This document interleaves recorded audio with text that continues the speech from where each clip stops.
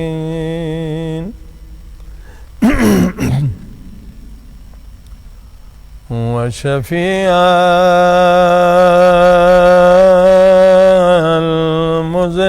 المذنبين وخاتم النبيين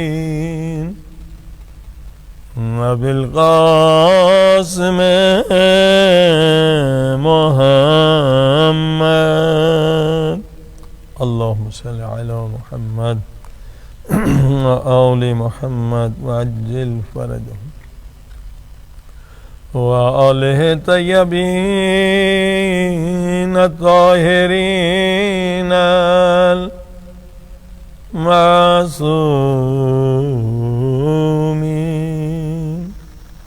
دعا حضرت امام زمانہ علیہ الصلوۃ والسلام. اللہم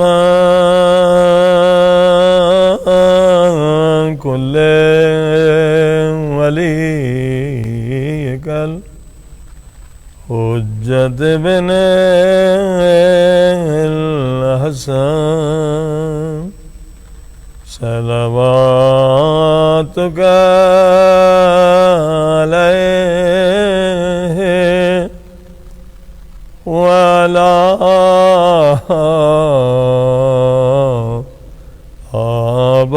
آبائه فی هذه الساعة وفي كل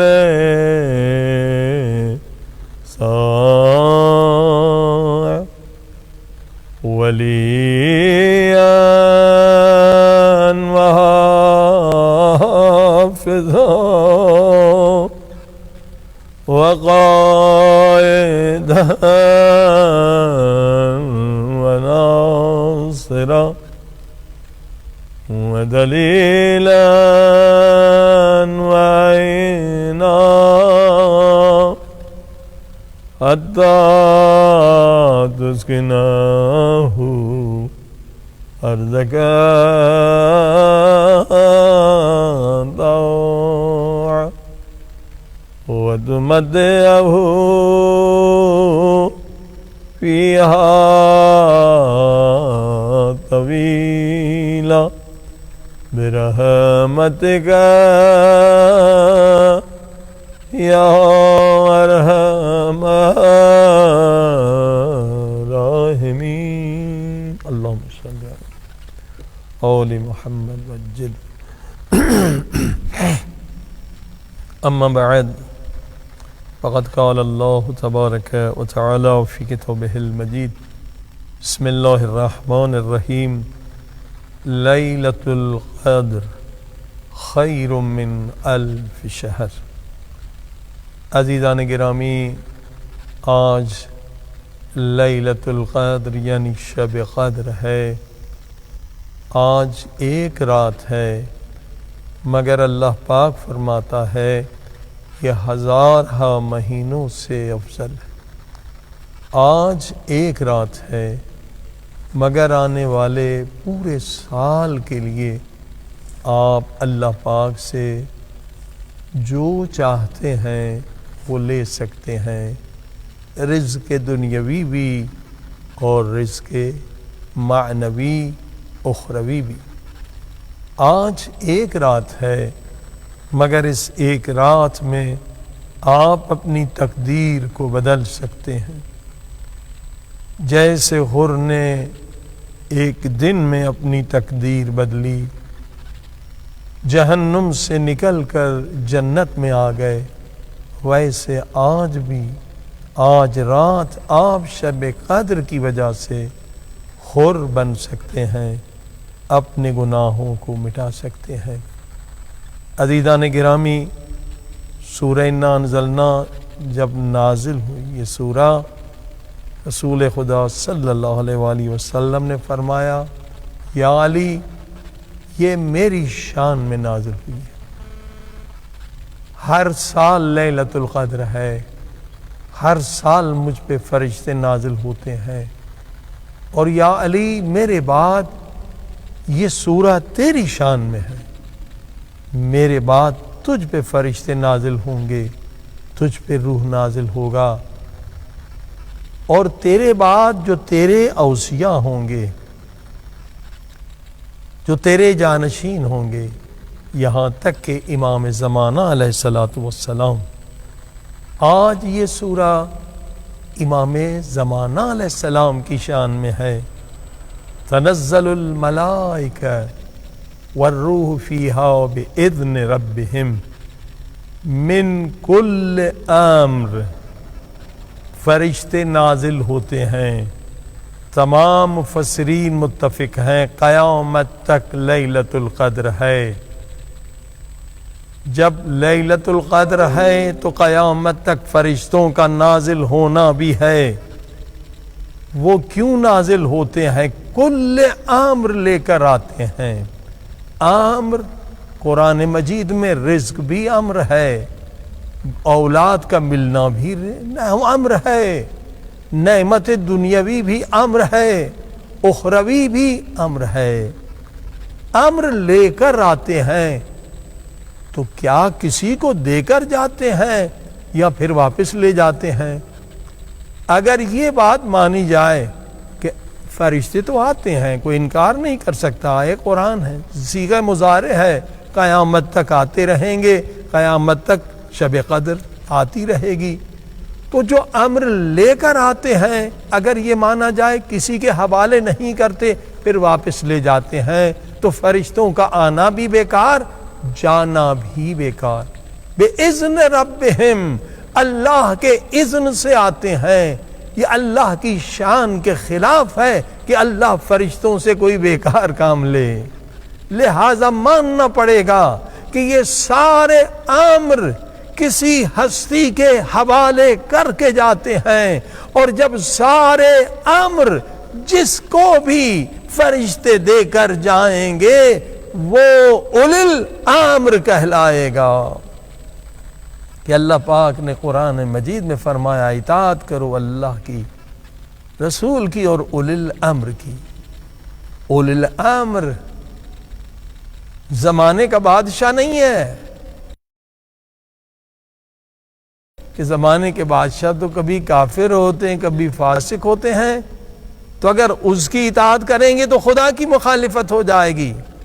تینوں اطاعتیں ساتھ ہیں، اللہ کی اطاعت، رسول کی اطاعت، اولی الامر کی اطاعت، یعنی اولی الامر کا معصوم ہونا ضروری ہے، اس کا ہر حکم جو ہے وہی ہو جو نبی پاک کا حکم۔ لہذا اس سورہ کا پڑھنا نماز میں بہت ثواب ہے، تاکہ ہم زمانے کے امام کو یاد کریں کہ جو بھی نعمت ہمیں مل رہی ہے وہ امام زمانہ کے صدقے میں مل رہی ہے۔ اگر اولاد مل رہی ہے تو امام زمانہ کا صدقہ ہے، رزق مل رہا ہے تو امام زمانہ کا صدقہ ہے، علم مل رہا ہے تو امام زمانہ کا صدقہ ہے، معنویت، روحانیت، تقوی جو بھی مل رہا ہے وہ ساری نعمتیں امام زمانہ علیہ السلام کے صدقے میں۔ عزیزان گرامی، 19 رمضان مبارک کی تقریر بھی بہت اہم تھی، جس میں ہم نے حدیث معراج میں اللہ پاک نے 7 شرائط بتائے کہ اگر خوش رہنا چاہتے ہو ہمیشہ دنیا میں، اگر کامیاب رہنا چاہتے ہو ہمیشہ دنیا میں، اگر پریشانیوں سے بچنا چاہتے ہو، ان 7 اصولوں پر عمل کرو۔ اور 21 رمضان کو ہم نے مولا علی علیہ السلام سے درس لیا، اور مولا علی علیہ السلام نے بھی 7 اصول بتلائے دنیا آخرت میں کامیابی کے۔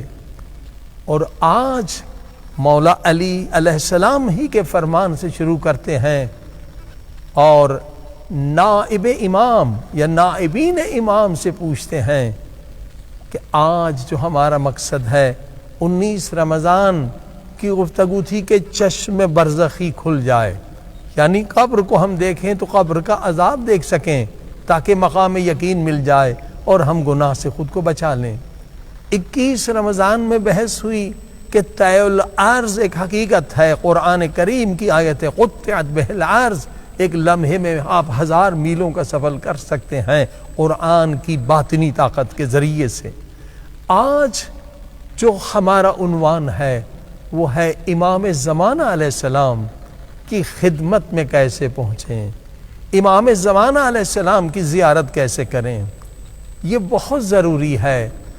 جس امام کے صدقے میں ہمیں سب کچھ مل رہا ہے، ہم کیوں مولا کی ملاقات کے لیے کوشش نہیں کرتے؟ عزیزان گرامی، خود امام زمانہ علیہ السلام فرماتے ہیں، اے مومنو، اے میرے عاشقو، امام مہدی علیہ السلام فرماتے ہیں، میں تم سے دور نہیں ہوں، تمہارے گناہوں نے تمہیں مجھ سے دور کر دیا۔ آج علماء سے، عرفاء سے، نائب امام سے یہ سیکھنا ہے کہ کس طرح سے ہم امام زمانہ کی زیارت میں کامیاب ہو جائیں۔ غیبت کبریٰ میں اگر امام زمانہ علیہ السلام کی زیارت ہو گئی تو یہ انسانیت کی معراج ہے، اس سے بلند کوئی مقام نہیں۔ حضرت آیت اللہ بہجت فرماتے تھے ہر مومن کو کوشش کرنی چاہیے، ہر مومنہ کو کم سے کم ایک مرتبہ تو فرزند زہرا امام زمانہ کی زیارت کر لیں۔ کیوں؟ اس لیے کہ مولا سے پوچھ لیں کہ مولا آپ ہم سے راضی ہیں یا نہیں ہیں۔ اگر امام پاک راضی ہیں تو خدا بھی راضی ہے۔ زندگی ایک بار ملتی ہے دوستو، بار بار نہیں ملتی۔ اگر امام ہم سے راضی نہیں تو پھر ہماری زندگی برباد ہے، ہماری آخرت برباد ہے۔ 7 اصول جو حدیث معراج میں سنے اور 7 اصول جو مولا علی نے درس دیا، عزیزو ان سب کے لیے ایک چیز قرآن مجید نے کہا بہت ضروری ہے۔ سورہ عبس کی 24ویں آیت، فَلْيَنْظُرُ الْإِنسَانُ إِلَىٰ طَعَامِهِ، جتنی بھی عبادت آپ کریں، جتنی بھی نماز پڑھیں، جتنا بھی قرآن پڑھیں، مگر جو آپ غذا کھا رہے ہیں وہ بہت اہم ہے۔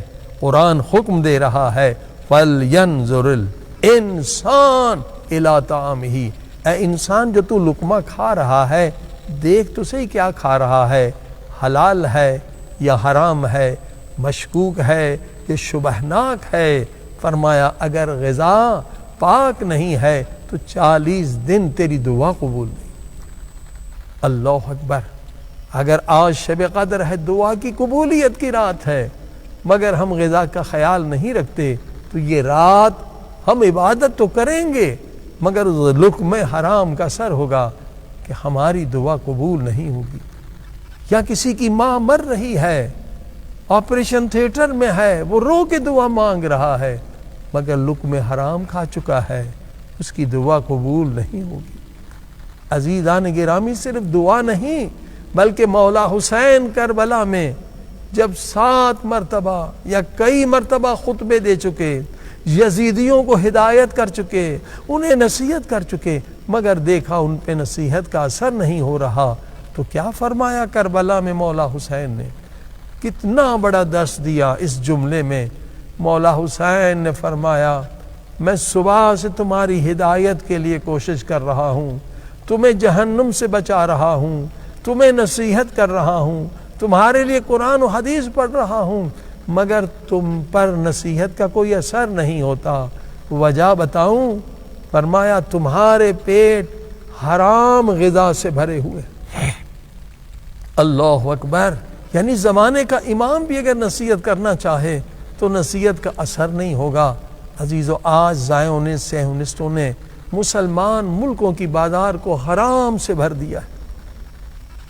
ہم جب 1984 میں امام جمعہ تھے لندن میں، اس وقت ہم بچوں کو، جوانوں کو بچاتے تھے بھئی 4-5 چیزیں مت کھاؤ، یہ دیکھ لو یہ حرام ہے، لارڈ، اینیمل فیٹ، اسٹیبلائزر، ایملسیفائر۔ بچے یاد کر لیتے تھے، دیکھتے ہاں یہ حرام ہے، نہیں کھاتے۔ مگر شیطان اپنی شیطانیت سے کب باز آئے گا؟ یہ زائونسٹ جو شیطان کے ایجنٹ ہیں، انہوں نے کہا مسلمان تو حرام نہیں کھا رہے ہیں تو ان کے بچوں کو کیسے گمراہ کریں؟ انہوں نے فارمولاز بنا دیے۔ اب E100 بھی ہے، 200، 300، 500، 800، 800 ای فارمولہ. اور کارخانے والوں کو فون کر کے بھی پوچھا کہ بھئی یہ جو ای فارمولہ ہے یہ آپ کہاں سے، ویجیٹیبل سے، سبزی سے بناتے ہیں یا فیٹ یعنی حیوان سے؟ وہ کہتے جو ہمیں سستا مل جائے.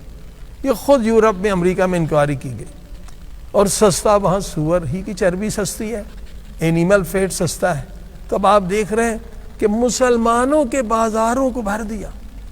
اب امریکہ میں ایک لعنت، کینیڈا میں ہے کہ دودھ میں بھی حرام ڈال رہے ہیں، جبکہ یورپ میں نہیں ہے. اب کئی اسلامی ملکوں میں D3، یہاں جب بھی دودھ لیں D3 دیکھیں. D3 فون کر کے پوچھا D3 کیا؟ یہ سور کی چربی ہے. اور یہ سب چیزیں امپورٹڈ ہو رہی ہیں، مسلمانوں کو کھلایا جا رہا ہے. دودھ میں D3، بسکٹ میں، کیک میں، جوس میں، ہر جگہ ای فارمولہ. عزیزو یہ سازش ہے تاکہ لوگ، ان کے بچے گمراہ ہو جائیں، اللہ سے دور ہو جائیں اور شیطان کے پاس چلے جائیں. یہ شیطان کا طریقہ ہے. تو اللہ حکم دے رہا ہے فَلْيَنْظُرِ الْإِنسَانُ إِلَىٰ طَعَامِهِ. حکم ہے یعنی واجب ہے، دیکھو حلال کھا رہا ہوں یا حرام کھا رہا ہوں. پھر نبی پاک صلی اللہ علیہ وسلم کی حدیث، شیخ طوسی بہت بڑے ہمارے عالم مجتہد ہیں، امالی میں، ان کے امالی میں حدیث ہے، فرمایا یا ابا ذر لا تصاحب الا مومن. دیکھو اگر دوستی کرو، ملاقات کرو، ہر ایک سے نہیں، مومن سے ملنا. حضرت عیسیٰ نے کہا اسے دوست بناؤ جسے دیکھ کر خدا یاد آ جائے. نبی پاک کہہ رہے لا تصاحب الا مومنا ولا یاکل طعامک الا تقی. اے ابو ذر، اگر دین بچانا، ایمان بچانا ہے، دعا قبول کروانا ہے، اللہ کی محبت حاصل کرنا ہے، ولا یاکل طعامک الا تقی، اگر کھانا کھاتے ہو اس کے ہاتھ کا پکا ہوا کھانا کھانا جو تقی ہو، متقی ہو، پرہیزگار ہو. آج ہمارا شہر، پوری دنیا ایک گاؤں کی طرح ہو گیا. پوری دنیا کی غذائیں آپ کو مل رہی ہیں. انڈیا کا بھی کھانا ملے گا، جاپان کا بھی ملے گا، چائنا کا، ساری دنیا کی چیزیں ہمارے بازار میں ہیں. ہمیں پتہ ہے کس نے پکایا. جو بھی ہم کھا لیتے ہیں، بسکٹ کھا لیتے ہیں، پنیر کھا لیتے ہیں، ہر چیز کھا رہے ہیں. مولا رسول خدا کرے ولا یاکل طعامک الا تقی. اب مثلا ہم لوگ بہت زیادہ سفر کرتے تھے پلین میں، دبئی، یہ جتنے ایئرپورٹ، اکثر جو غذا پکانے والے ہیں وہ متقی کا، وہ مسلمان بھی نہیں، متقی تو چھوڑیے، مسلمان بھی اس کی غذا کھاؤ جو متقی ہو. ولا تاکل طعام الفاسقین. رسول خدا کہہ رہے اے ابو ذر، اگر عبادت کی لذت چاہتے ہو، دعا کی لذت چاہتے ہو، تو خبردار فاسق کے ہاتھ سے پکا ہوا کھانا مت کھاؤ. ابھی تو ہمیں تو ای فارمولہ میں سور کی چربی کھلا رہے ہیں، یہ زائونس سیونس.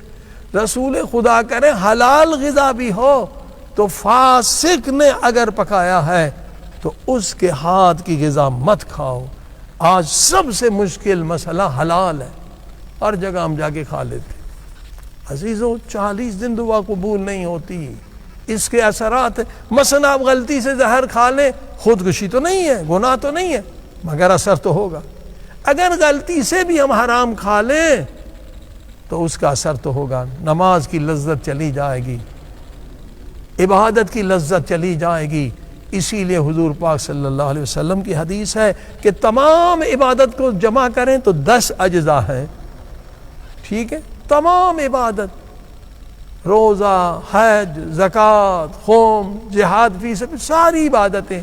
فرمایا یہ اگر اس کو جمع کریں تو 1 جز عبادت ہے یہ، یعنی نماز بھی اسی 1 جز میں، روزہ بھی، حج بھی، زکوٰۃ بھی، خمس بھی. فرمایا 9 اجزاء عبادت رزق حلال کمانا ہے اور رزق حلال کھانا ہے. بس عزیزو کوشش کریں کہ رزق حلال کمائیں اور رزق حلال کھائیں. آئیے آج مولا علی کے اس فرمان سے موضوع کا آغاز کرتے. ہلا دینے والا فرمان ہے، انقلاب پیدا کرنے والا فرمان ہے. دلوں میں نور پیدا کرنے والا فرمان ہے۔ مولا نے سخت جملہ کہا ہماری اصلاح کے لیے، ہماری تربیت کے لیے، ہماری نجات کے لیے۔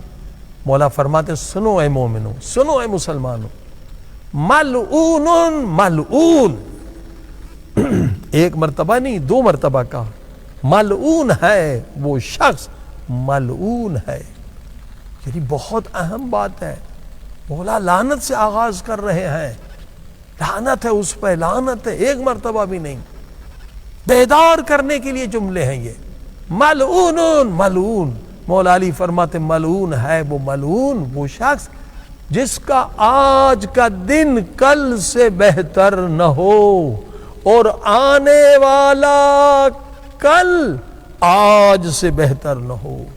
اللہ اکبر، اتنا سخت جملہ مولا علی نے کیوں فرمایا؟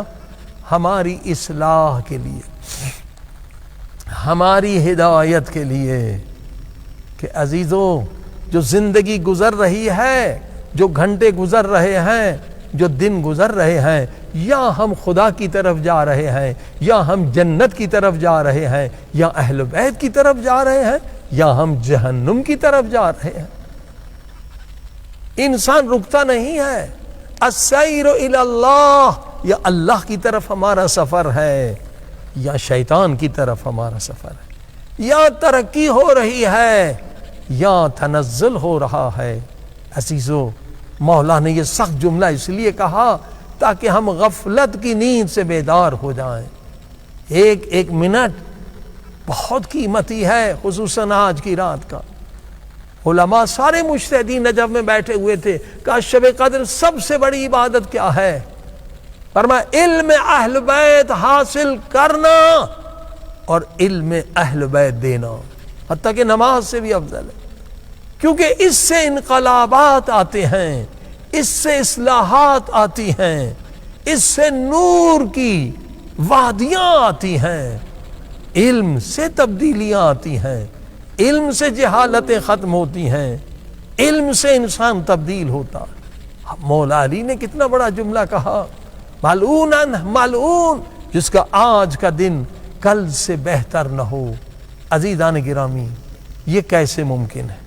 اب یہ علماء، یہ عارفین، یہ نائبین امام مہدی علیہ السلام، جن کے بزرگ نام ہیں، بزرگ ہستیاں ہیں، آیت اللہ العظمیٰ حسین قلی رحمت اللہ علیہ، جنہوں نے 300 اولیاء خدا کی تربیت کی نجف اشرف نے۔ آیت اللہ بہجت ان کے شاگرد، آیت اللہ قاضی کے شاگرد، 300 اولیاء خدا شاگرد ہیں آیت اللہ العظمیٰ حسین قلی رحمت اللہ علیہ۔ فرماتے ہیں آیت اللہ بہجت کہ نجف اشرف میں شب قدر اور رمضان کی راتوں میں یہی 300 کے قریب علماء ہوتے تھے جو نماز تہجد میں پوری دعائے ابی حمزہ سمالی پڑھتے تھے۔ دعا ابی حمزہ سمالی دعائے کمیل سے بڑی ہے۔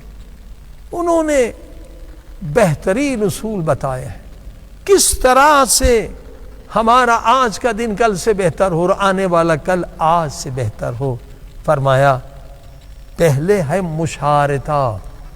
مشارطہ یعنی دیکھو تمہیں نفس کہاں پہ شکست دے رہا ہے، تم کیوں عمل مکروہ کرتے ہو، تم کیوں گناہ کرتے ہو، تم کیوں عبادت میں سستی کرتے ہو۔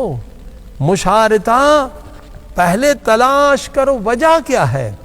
وجہ مولا علی نے بتلائی ہے، املکو انفسکم بدوام جہادہا، اس لیے کہ تم ابھی تک اپنے نفس کے مالک نہیں بنے ہو، تم نفس کے غلام ہو۔ جب تک نفس کے غلام رہو گے کبھی آج کا دن کل سے بہتر نہیں ہوگا، کبھی آنے والا کل آج سے بہتر نہ ہوگا۔ پہلے غلامی کے زنجیروں کو توڑ دو، گردن سے توق نکال دو، پاؤں سے بیڑیاں نکال دو۔ اللہ نے تمہیں آزاد خلق کیا ہے، آزادی تمہارا حق ہے، پیدائشی حق ہے ہر انسان کا۔ املکو مولا کہتے ہیں املکو، مالک بنو اپنے نفس کے. جب نفس کے ہم مالک نہیں، نفس کے غلام ہیں، تو ہم آنکھوں کے سامنے ضعیف بھی ہیں، ذلیل بھی ہیں. نفس کہے گا نامحرم کی طرف دیکھو، فوراً دیکھیں گے. نفس کہے گا گندی فلم دیکھو، فوراً دیکھیں گے، کیونکہ نفس کے غلام ہیں. اگر ہم نفس کے مالک نہیں تو زبان کے بھی غلام ہیں، زبان کے سامنے ضعیف بھی ہیں، ذلیل بھی ہیں. زبان سے نفس کہے گا غیبت کرو، غیبت کریں گے. نفس کہے گا غصہ کرو، غصہ کریں گے. نفس کہے گا گالی دو، گالی دیں گے. یہ نفس کی غلامی سے بچنا بہت ضروری ہے. اگر آپ غصے میں آتے ہیں یعنی نفس کے غلام ہیں. کمبر کو کسی نے گالی دی، اب کمبر نے چاہا کہ میں بھی گالی کا جواب گالی سے دوں. کمبر کون؟ مولا علی کے غلام. ہم بھی مولا علی کے غلام ہیں. دیکھیے مولا کیا تربیت کرنا چاہتے. فرمایا کمبر، جی مولا، خبردار تم گالی نہ دو. چش، تو غلام تھا، جو مولا کا حکم. مگر مولا نے تین وجوہات، 3 اسباب بتائے. فرمایا کیوں؟ اگر تم نے گالی نہ دی تو وہ ذلیل ہو جائے گا گالی دینے والا، اور اگر تم نے بھی گالی دی تو تم بھی ویسے ذلیل جیسے وہ ذلیل. دیکھیے عقیدے آج قرآنی نہیں ہیں، عقیدے آج اہل بیت والے نہیں ہیں. آج عقیدے ہمارے شیطان والے ہیں. شیطان کیا کہے گا؟ تمہاری بے عزتی ہوگی، تم بھی گالی دو، کہیں گے بزدل ہے، ڈرپوک ہے. نہیں، قرآن کیا کہہ رہے ہیں؟ مولا علی کیا کہہ رہے ہیں؟ العزت للہ ولرسول وللمؤمنین. عزت اللہ کے لیے، عزت رسولوں کے لیے، عزت مومنین کے لیے. سارے لوگ جانتے نبیوں کو لوگوں نے گالیاں دی، تو کیا نبی نعوذ باللہ ذلیل ہو گئے؟ نہیں، وہ گالی دینے والے ذلیل ہو گئے. قرآن یہ عقیدہ بتلا رہا ہے، مولا علی یہ بتلا رہے کمبر تم گالی نہ دینا، وہ ذلیل ہو جائے گا. اور دوسری وجہ کیا بتائی؟ کمبر اگر تم نے گالی نہیں دی تو نے اللہ کی رضا کو حاصل کیا. اس سے بڑھ کر کیا چاہیے؟ اللہ کی رضا. یہی تو عبادت کس کے لیے؟ اللہ کی رضا کے حصول کے لیے. دوسری وجہ تم نے اللہ کی رضا حاصل کی. کمبر تیسری وجہ، اگر تم نے گالی کا جواب گالی سے نہ دیا، تم غصے میں نہیں آئے، تو تم نے شیطان کو غضبناک کیا، یعنی شیطان کا منہ کالا کر دیا.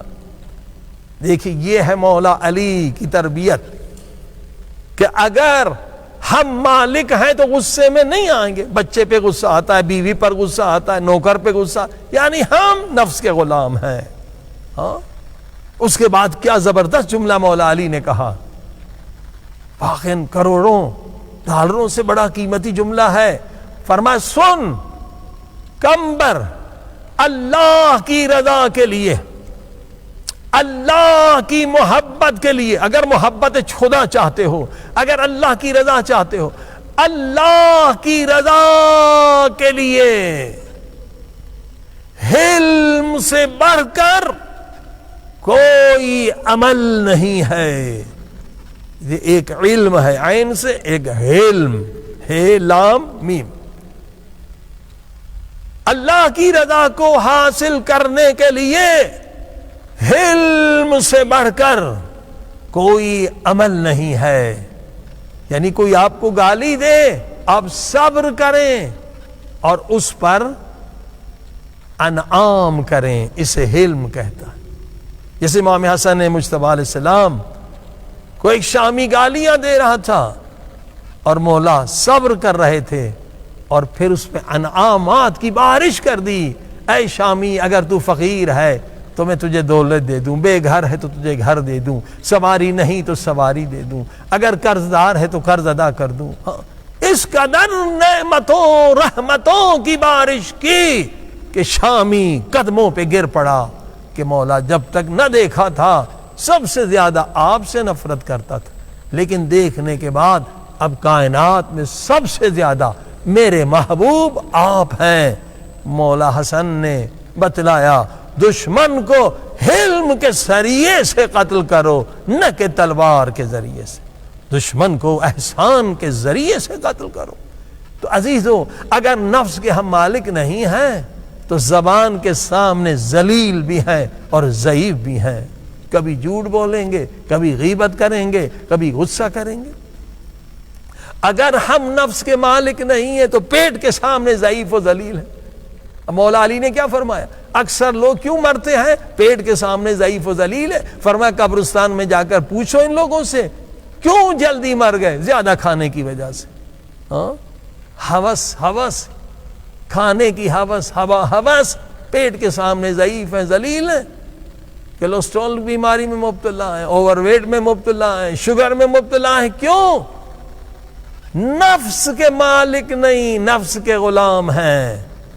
اسی طرح سے تمام ساتوں اعضاء کے سامنے ہم ضعیف ہیں، ہم ذلیل ہیں اگر ہم نفس کے مالک نہیں ہیں.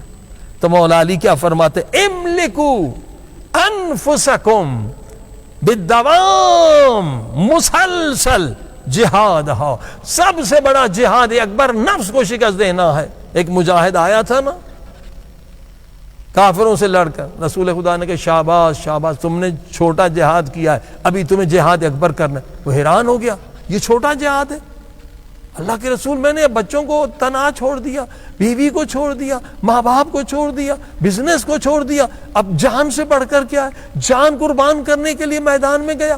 آپ کہتے ہیں یہ چھوٹا جہاد ہے؟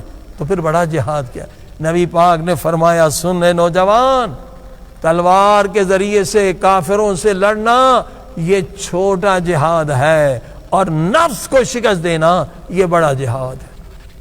آپ دیکھیے کتنے لوگ تھے جو مولا علی علیہ السلام کے ساتھ مولا کے غلام تھے، انہوں نے جہاد کیا، مگر جہاد اکبر نہ کرنے کی وجہ سے آخر میں مومن ہو کر نہ مرے بلکہ کافر ہو کر مرے. شمر ملعون جنگ صفین میں اس نے جہاد اصغر کیا تھا، مگر لالچ دنیا میں کیا تھا، نہ اللہ کے لیے.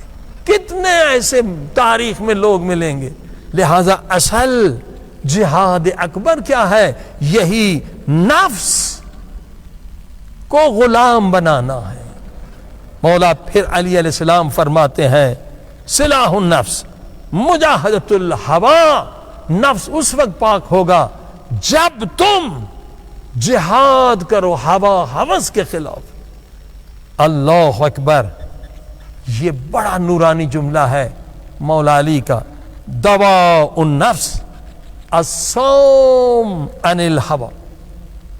اگر چاہتے ہو کہ نفس تمہارا مالک نہ ہو تو ریاضت کا طریقہ بتلا رہے. یہ روزہ بھی ہم رکھتے ہیں نا، مگر یہ روزہ جو افطار کے وقت دیکھنا ہے کہ ہوا ہوس کا بھی روزہ ہے یا صرف پیٹ کا روزہ ہے. اگر ہم پرخوری نہیں کرتے، زیادہ نہیں کھاتے ہیں، تو پھر ہوا ہوس کا بھی روزہ ہے، ورنہ صرف پیٹ کا روزہ ہے. مولا فرماتے ہیں دوائے نفس کو اگر آپ نے غلام بنانا ہے تو کیا طریقہ ہے؟ صوم، روزہ رکھو. کون سا روزہ؟ انل ہوا، ہوا ہوس کا روزہ. عزیزان گرامی، میں نے عرض کیا تھا ہوا ہوس کا روزہ یہ ہے کہ فوراً نفس جو بھی تمہیں کہے اس کی اطاعت نہ کرو. جیسے مولا علی کا میں نے مثال دیا کہ مولا کہ 2 مہینے سے نفس کہہ رہا ہے کہ کباب کھاؤ، مگر میں نے اس کی بات نہیں مانی. نفس جب بھی کہے آپ کم سے کم 1 مہینہ تو اسے انتظار کرائیں. ہم نفس پرست اس لیے بنتے ہیں اور بچوں کو بناتے ہیں. آج خواہش کی نفس نے فوراً اطاعت کرتے ہیں، تو پھر کون مالک ہوا؟ ہم مالک ہوئے یا نفس؟ نفس نے کہا آئس کریم کھلا دو، فوراً کھا دے. کباب کھلا دو، فوراً کھلا دو. بریانی کھلا دو، فوراً کھلا دی. مٹھائی کھلا دو. ارے مولا علی ٹریننگ یہ دے رہے ہیں اگر ان عام کاموں میں تم نے نفس کو غلام نہیں بنایا تو نفس پھر لے جائے گا مکروہ کاموں کی طرف، پھر آہستہ آہستہ لے جائے گا حرام کاموں کی طرف، اور پھر تمہاری دین و دنیا کو برباد کر دے گا. نفس کے غلام نہ بنو، نفس کو اپنا غلام بناؤ. اور اس کے بعد مولا علی فرماتے والحمیت ان لذات الدنیا، والحمیت ان لذات الدنیا، لذات دنیا سے کنٹرول کرنا سکھاؤ نفس کو. اب دیکھیے اولیاء خدا، عرفاء، ابتدا میں کہتے ہیں بھئی تم اگر پیٹ پہ کنٹرول کر سکتے ہو تو یہ علم اہل بیت حاصل کر سکتے کہ چشم برزخی بھی کھل جائے، تیل ارض بھی جائے. اصل پیٹ یعنی لذات دنیا، مولا علی کا جملہ والحمیت ان لذات دنیا، لذات دنیا سے نفس کو محروم رکھو اور دیکھو تم مالک ہو یا نفس تمہارا مالک ہے.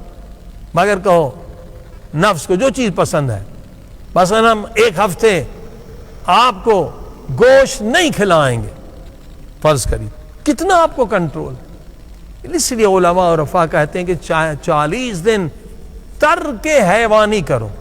ترک حیوانی یعنی حیوانی چیزیں ہوئی میں لذت ہوتی ہے. گوشت بھی حیوانی ہے، دہی بھی، مٹھائی بھی حیوانی چیزوں سے بنتی ہے، گھی بھی، مکھن بھی، پنیر، یہ ساری حیوانی چیزیں. ترک لذات ہے. مولا کہ ترک لذات والحمیت ان لذات دنیا، اس سے نفس کو غلام بنا سکتے ہو. جو نفس کا ہم کھلا رہے ہیں اور اتنے موٹے ہوتے جا رہے ہیں، کولسٹرول ہے، شوگر ہے، پھر بھی کھاتے جا رہے ہیں، یہ نفس کی غلامی. مولا کہتے ہیں والحمیت ان لذات دنیا، لذات دنیا سے محروم رکھو، ان کو غلام بناؤ، اس کے غلام نہ بنو. اب دیکھیے یہ جو ہے ترک دنیا، اس پر بعض لوگ اعتراض کرتے ہیں، مگر اس کا آغاز گوشت سے کریں. یعنی 40 دن آپ نے 40 دن میں ایک مرتبہ گوشت ضرور کھانا ہے. لہٰذا جو لوگ بھی یہ ریاضت کرتے پہلے گوشت کھاتے. مگر اس کے فوائد جسمانی کتنے ہیں. ہم نے اس نسخے کے ذریعے سے کہ ترک حیوانی ہو، گاڈلی فوڈ پہ چلے جائیں. کینسر کے مریض ٹھیک ہو گئے ہیں، شوگر کے مریض ٹھیک ہو گئے. البتہ 4 مہینے ہم کہتے ہیں گاڈلی فوڈ یعنی سبزیاں اور فروٹ پہ آ جاؤ. کتنے مریضوں کو جانڈس کے مریض ٹھیک ہو گئے. یعنی یہ نسخہ نہ صرف روحانی صحت کے لیے اچھا، جسمانی لوگ زندہ ہے، ثبوت بھی ہے. کینسر بھی تھا، شوگر، البتہ اس کے ساتھ طب اہل بیت کی دوائیں بھی دی گئیں. یعنی یہ ترک حیوانی کوئی غلط چیز نہیں ہے، بہترین ہیلدی نسخہ ہے. ایک بڑا مشہور آدمی جس کے 20 ڈاکٹر تھے امریکہ میں، تو 5 سال مریض تھا. یہ گاڈلی فوڈ کے ذریعے سے کبھی ایک ہی نسخہ ہے پرانی کتابوں میں، سبزی اور فروٹ. اور یہ ہے کہ وزن کے اعتبار سے ہے کہ جتنا آپ کا وزن اگر 60 کلو ہے تو 600 گرام سبزی کھانا ہے کچی، کیوکمبر، ٹماٹر اور 5 فروٹ 2 وقت کھانے کا. کینسر کے مریض شفا پا گئے، شوگر کے مریض، ہیپیٹائٹس سی، بی، ان کے سارے مریض، جتنے لا علاج بیماریاں ہیں. تو یہ ترک حیوانی کوئی چیز بری نہیں ہے، بہترین ہے. عزیزان گرامی، آپ نے دیکھا اس سے نفس کنٹرول میں آتا ہے. اسی طرح سے لباس، جو اچھا لباس نفس کہتا ہے خریدو، خرید لیتے ہیں، حتیٰ لوگ قرض بھی لیتے ہیں. یہ نفس کی غلامی ہے. بہت بڑا گھر، یہ بھی ہوس ہے. پاپا یہ مسافر خانہ ہے، مولا علی کا گھر جا کے کوفے میں دیکھ لیں، اس اسٹینڈرڈ کا گھر بنائے، نہ کہ یزید و فرعون و ان جیسے گھر ہم بناتے ہیں. مولا علی کس طرح رہتے تھے. یہ ہوس ہے.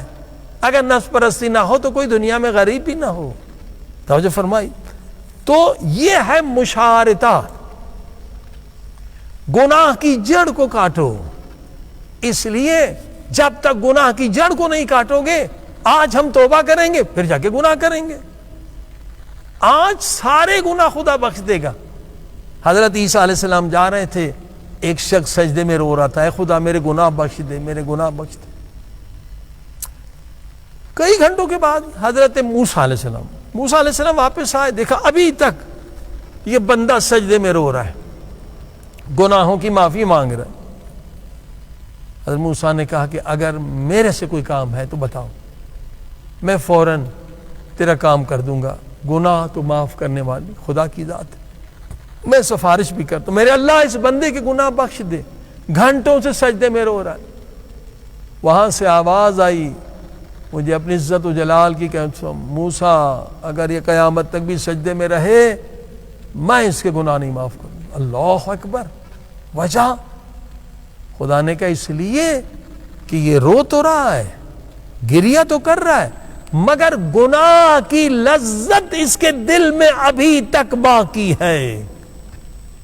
عزیزو، آج توبہ کی رات ہے، آج جہنم سے آزاد ہونے کی رات ہے. لیکن اگر گناہ کی لذت کو آپ نے ختم نہیں کیا تو پھر جا کے ہم دوبارہ گناہ کریں گے.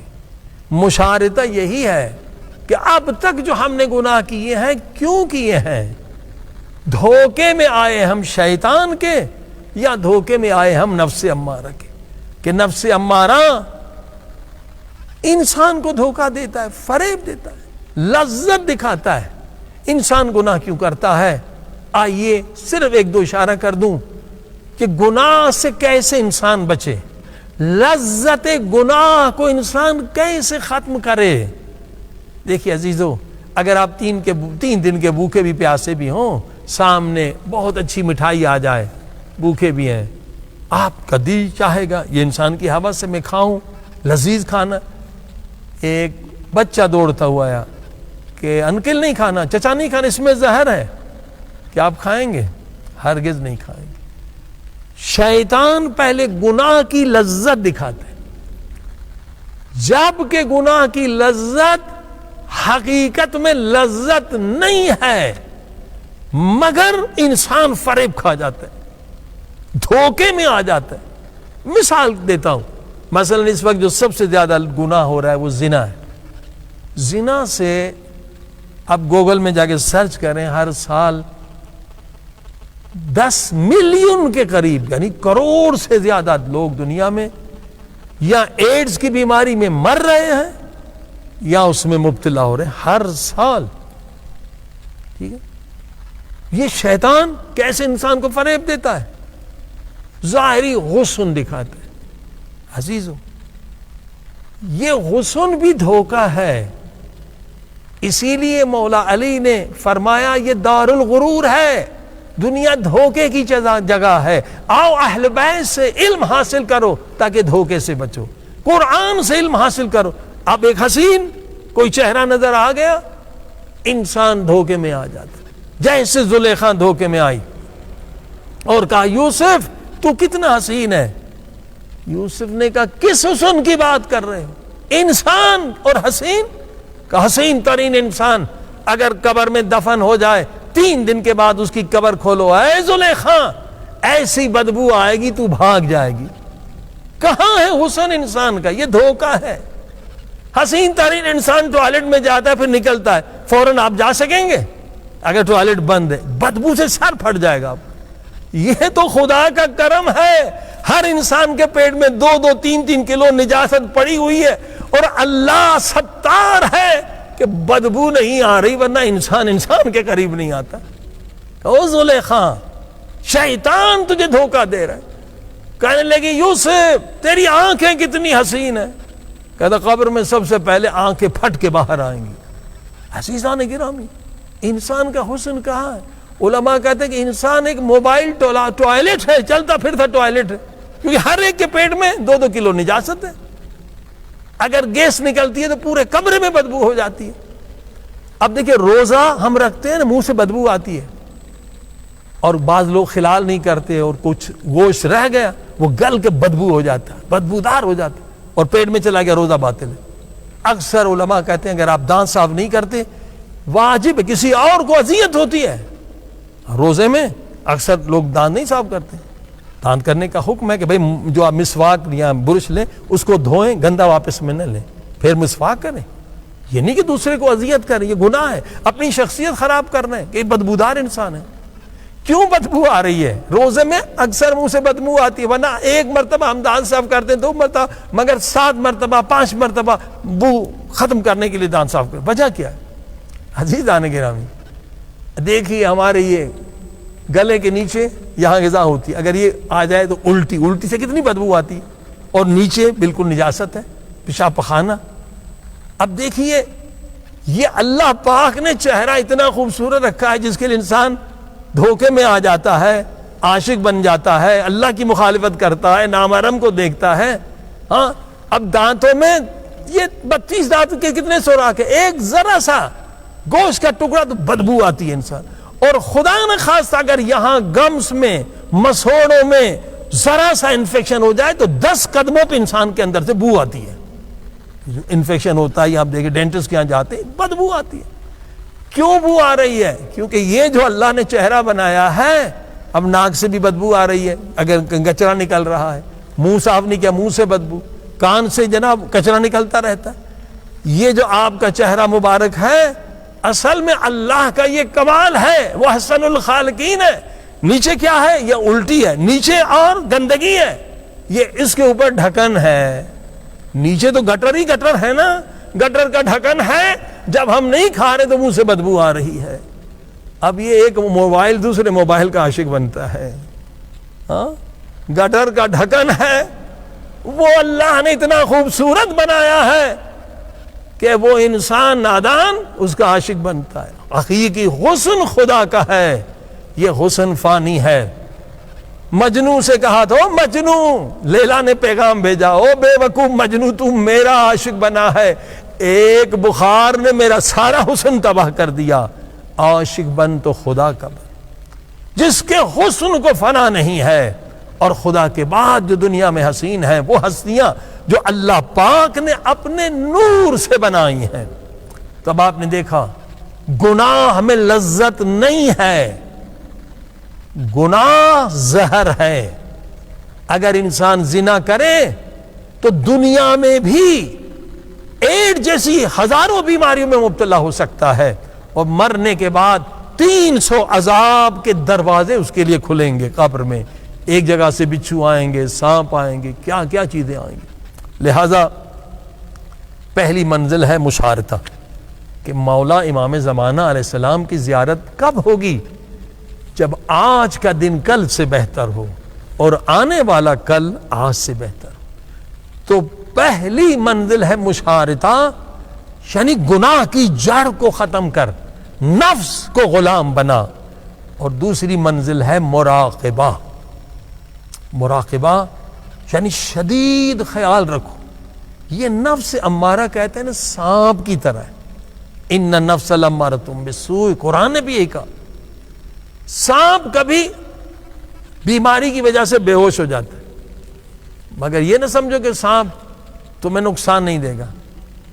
مثال دیتا ہوں، اگر ایک سانپ ہے نا ایک ڈبی میں بند کرتے ہیں، ایک ڈبی دو آپ جیب میں رکھتے ہیں، کیا آپ اس سے غافل ہو جائیں گے؟ ہرگز نہیں، حالانکہ ڈبی میں بند ہے۔ بھائی وہ دشمن ہے، سانپ ہے، وہ کبھی بھی نکل کے حملہ کر سکتا ہے۔ عزیز و نفس ہمارا بھی سانپ کی طرح ہے، جیسے جیب میں سانپ ہو نا، مراقبہ کریں، شدید مراقبہ کریں۔ کبھی عبادت کے زیادہ ہونے کی وجہ سے، کبھی روحانیت کی یا درس آپ نے زیادہ سنے اخلاق کے، یہ کمزور ہو جاتا ہے، مگر جب تک آپ زندہ ہیں نفس ہمارا بھی زندہ ہے، یہ مرتا نہیں ہے، ضعیف ضرور ہو جاتا ہے۔ لہذا مراقبے کی شدید ضرورت ہے۔ اور مراقبہ کس طرح سے ہوگا؟ مراقبہ ذکر دوام کے ذریعے سے، جو 19 رمضان کو بیان کیا گیا، ذکر انفسی کرتے رہیں، خدا سے مدد مانگتے رہیں۔ لولا فضل اللہ علیکم ورحمتہ ما زکا منکم من احد ابدا، خدا کہتا ہے جب تک میری مدد کسی کے حال میں شامل نہ ہو کوئی نفس کو پاک نہیں کر سکتا۔ بے شک خدا کی مدد کی ضرورت ہے، ہمیں ذکر دوام کی ضرورت ہے، مراقبہ بھی ہو اور اس کے اندر ذکر بھی ہو۔ اور ذکر میں بہترین ذکر نماز شب کے وقت، نماز شب یعنی نماز تہجد اگر ہماری زندگی میں نہیں ہے تو کبھی بھی ہم نفس کو شکست نہیں دے سکتے۔ حضرت آیت اللہ قاضی آیت اللہ بہجت کے استاد ہیں، فرماتے جو نماز تہجد نہیں پڑھتا کبھی اسے محبت خدا نہیں ملے گی۔ محبت خدا کے لیے شرط ہے صلاۃ اللیل۔ یہاں تک اہل بیت نے فرمایا وہ ہمارا حقیقی عاشق نہیں ہے، وہ خدا کا عاشق بھی نہیں ہے، جو اہل بیت کا عاشق نہیں، جو نماز تہجد نہ پڑھے۔ نماز تہجد کیا ہے؟ یہ نفس کو ضعیف کرنے کا سب سے پاورفل طاقتور عمل ہے۔ اس سے آپ کا ارادہ مضبوط ہوتا ہے اور نفس ضعیف ہوتا ہے۔ اور اس کے وقت 11 رکعت نمازیں ہیں، مگر علماء فرماتے یہ وقت ہے قرآن کی تلاوت کا. کوئی بھی سورہ لے لیں، 11 رکعتیں ہیں تو ہر رکعت میں سورہ الحمد کے بعد ایک صفحہ کم سے کم قرآن مجید کا پڑھیں. تو 11 رکعت میں 11 صفحے ایسی سورہ سلیکٹ کر لیں جس کے صفحے 11 ہوں، یا 2 سورے ایسے چھوٹے سلیکٹ کر لیں اور آواز سے قرآن پڑھیں کہ اس وقت قرآن پڑھنے میں بہت مزہ ملے گا حقیقت. اور فرمایا ذکر بھی ہے، وہ ذکر جو نفس کو ضعیف کرتا ہے وہ کیا ہے؟ رب ادخلنی مدخل صدق واخرجنی مخرج صدق واجعل لی من لدنک سلطانا نصیرا. یعنی اے خدا میں صبح کا آغاز کر رہا ہوں، جہاں بھی جاؤں، دفتر میں، گھر میں، بازار میں، میدان میں، کالج میں، یونیورسٹی میں، جہاں بھی جاؤں صدق کے ساتھ جاؤں، ایمان کے ساتھ جاؤں، تقوی کے ساتھ جاؤں، کوئی گناہ نہ کروں، جہاں سے باہر نکلوں تو بھی ایمان کے ساتھ. وَجَعَلْ لِي مِن لَّدُنْكَ سُلْطَانًا نَصِيرًا، میری مدد کر، مجھے مددگار عطا فرما. 100 مرتبہ تجربے سے ثابت ہے، علماء فرماتے ہیں تہجد کے وقت اگر 100 مرتبہ یہ ذکر کیا، رب ادخلنی مدخل صدق واخرجنی مخرج صدق واجعل لی من لدنک سلطانا نصیرا، تو اس دن آپ گناہ سے بچ جائیں گے. سبحان اللہ. اور تہجد کے وقت دوسرا ذکر جو مردہ دل کو زندہ کرتا ہے وہ ہے یا حیو یا قیوم. حیات دینے والا خدا ہے، حیات معنوی دینے والا بھی خدا ہے، اور خدا کی وجہ سے ہی ہم باقی ہیں، خدا کی وجہ سے کائنات باقی، وہ قیوم ہے. یا حیو یا قیوم برحمتک استغیث، اے خدا تیری رحمت سے مدد مانگتا ہوں. عزیزان گرامی، یہ نماز تہجد 11 رکعت. اس کے بعد نماز فجر ہے. نماز فجر سے لے کر اور سورج نکلنے تک حکم ہے کہ ذکر میں مشغول رہو. یہ بہترین وقت ہے ذکر کا. یا قرآن کی تلاوت کرو یا ذکر میں مشغول رہو. اس سے تمہارا نفس تمہارا غلام ہوگا، اور اگر تم سو گئے بین طلوعین تم نفس کے غلام. اب جب تم غلام ہو تو غیبت بھی کروائے گا، غصہ بھی دلوائے گا، پورا دن جہنم میں پھینکوائے گا. یہ تربیت ہے اہل بیت کی. فرمایا بین طلوعین سونا شدید مکروہ ہے، اور اگر سو گئے تو اس دن تم ہار گئے، تم غلام ہو اور نفس تمہیں ذلیل کرے گا. یا آنکھ سے گناہ کرو گے یا زبان سے گناہ کرو گے. اللہ اکبر. عزیزو، اس وقت سونا نہیں ہے.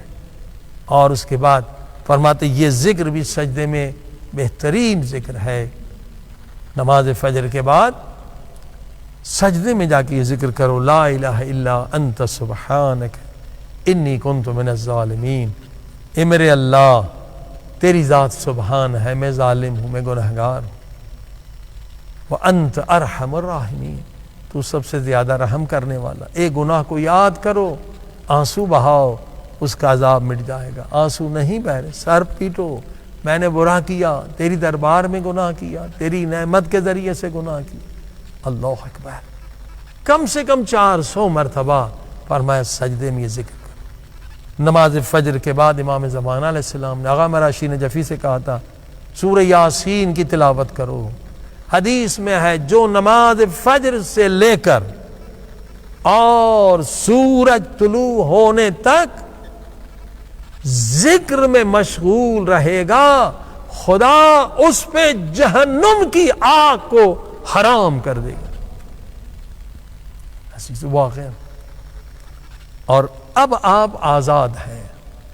اگر نماز تہجد ہم نہیں پڑھ رہے ہیں تو ہم غلام ہیں، نفس ہمارا مالک ہے.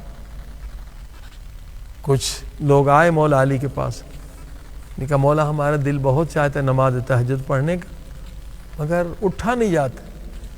مولا فرماتے ایسا نہیں ہے تو اٹھا نہیں جاتا. تم جو دن میں گناہ کرتے ہو وہ گناہ تمہارے ہاتھوں میں ہتھکڑیاں لگ جاتے ہیں, گردن میں تو, پاؤں میں بیڑیاں, شیطان اٹھنے نہیں دیتا. یہ نفس کی غلامی ہے. جب انسان نفس کا غلام ہے تو اولئک کالانعام بل ہم اضل, پھر ہر حیوان سے بدتر ہے, ہر نجس ترین مخلوق سے نجس تر ہے. نفس ہی شمر کو شمر بناتا ہے, نفس ہی ابن ملجم کو ابن ملجم بناتا ہے. عزیزو آزاد ہو جائے, آج آزادی کی رات ہے. آج ارادے کو مضبوط کریں, ان زنجیروں کو توڑ دیں. آج خدا سے دعا کریں, طاقت خدا دیتا ہے, توفیق خدا دیتا ہے کہ میں نفس کی غلامی سے آزاد ہو جاؤں. مراقبے کے بعد تیسری منزل ہے محاسبہ. اگر ہم چاہتے ہیں مولا علی کی فرمائش پہ عمل کریں, اسی کے بعد امام زمانہ علیہ السلام کی زیارت نصیب ہوگی کہ آج کا دن کل کے دن سے بہتر ہو, تو بغیر محاسبے کے ممکن نہیں ہے. محاسبہ کیا ہے؟ حدیث بھی ہے, مولا علی کا فرمان بھی, حاسبو قبل ان تحاسبو, اے لوگو اپنے گناہوں کا حساب کرو اس سے پہلے کہ فرشتے تمہارا حساب لیں. وہ حساب بہت سخت ہے. جب سے ہم بالغ ہوئے ہیں آنکھوں کا حساب لیں, زبان کا حساب, ہاتھ, پاؤں, شکم, کان, اعضائے نکاح, 7 اعضاء ہیں. 7 اعضاء سے انسان یا گناہ کرتا ہے یا عبادت کرتا ہے, اور 7 ہی جہنم کے دروازے ہیں. محاسبہ امام موسیٰ کاظم علیہ السلام کا زبردست فرمان ہے, لیس منا من لا یحاسب نفسہ فی کل یوم. اگر کسی کا پورا دن گزر جائے وہ محاسبہ نہ کرے تو وہ ہمارا شیعہ نہیں ہے, ہمارا عاشق نہیں ہے.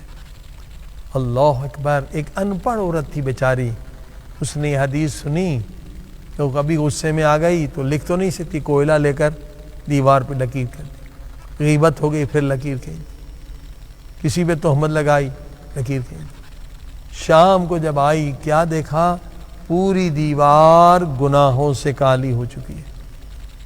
عزیز و حال ہمارا بھی یہ ہوتا ہے مگر ہم حساب نہیں کرتے.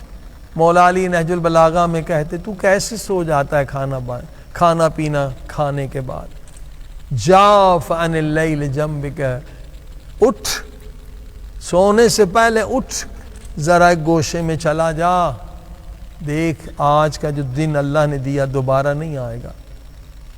آج گناہ زیادہ کیے یا نیکیاں زیادہ کیے؟ اگر گناہ زیادہ کیے تو گریہ کر, گناہ جہنم کی آگ ہے.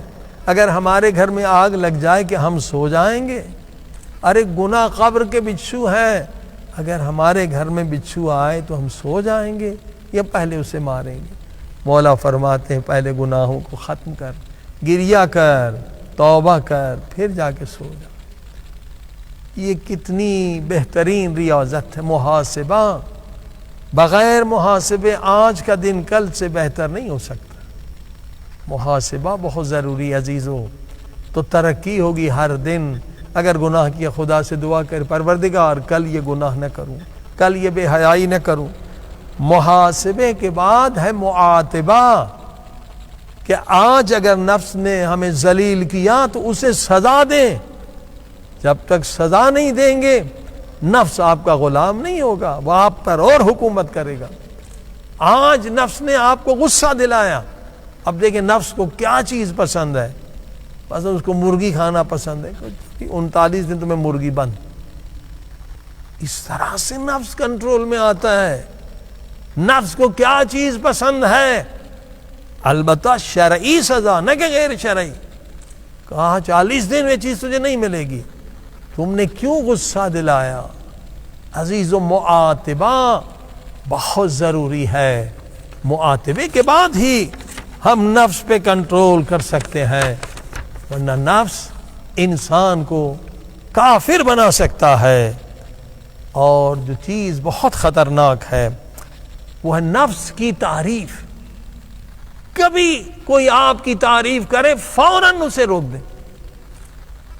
اس سے نفس اور موٹا ہوتا ہے اور طاقتور ہوتا ہے. امام خمینی رحمۃ اللہ علیہ کلپ موجود ہے, ان کے سامنے آیت اللہ مشکینی, وہ بھی آیت اللہ تھے, تعریف کرنے لگے امام خمینی کی, کوئی غلط بھی نہیں کہا, مگر فوراً امام خمینی نے ٹوک دیا آیت اللہ مشکینی ہم پہلے ہی نفس کے ساتھ جہاد میں مشغول ہیں, ہماری تعریف مت کرو. اللہ اکبر.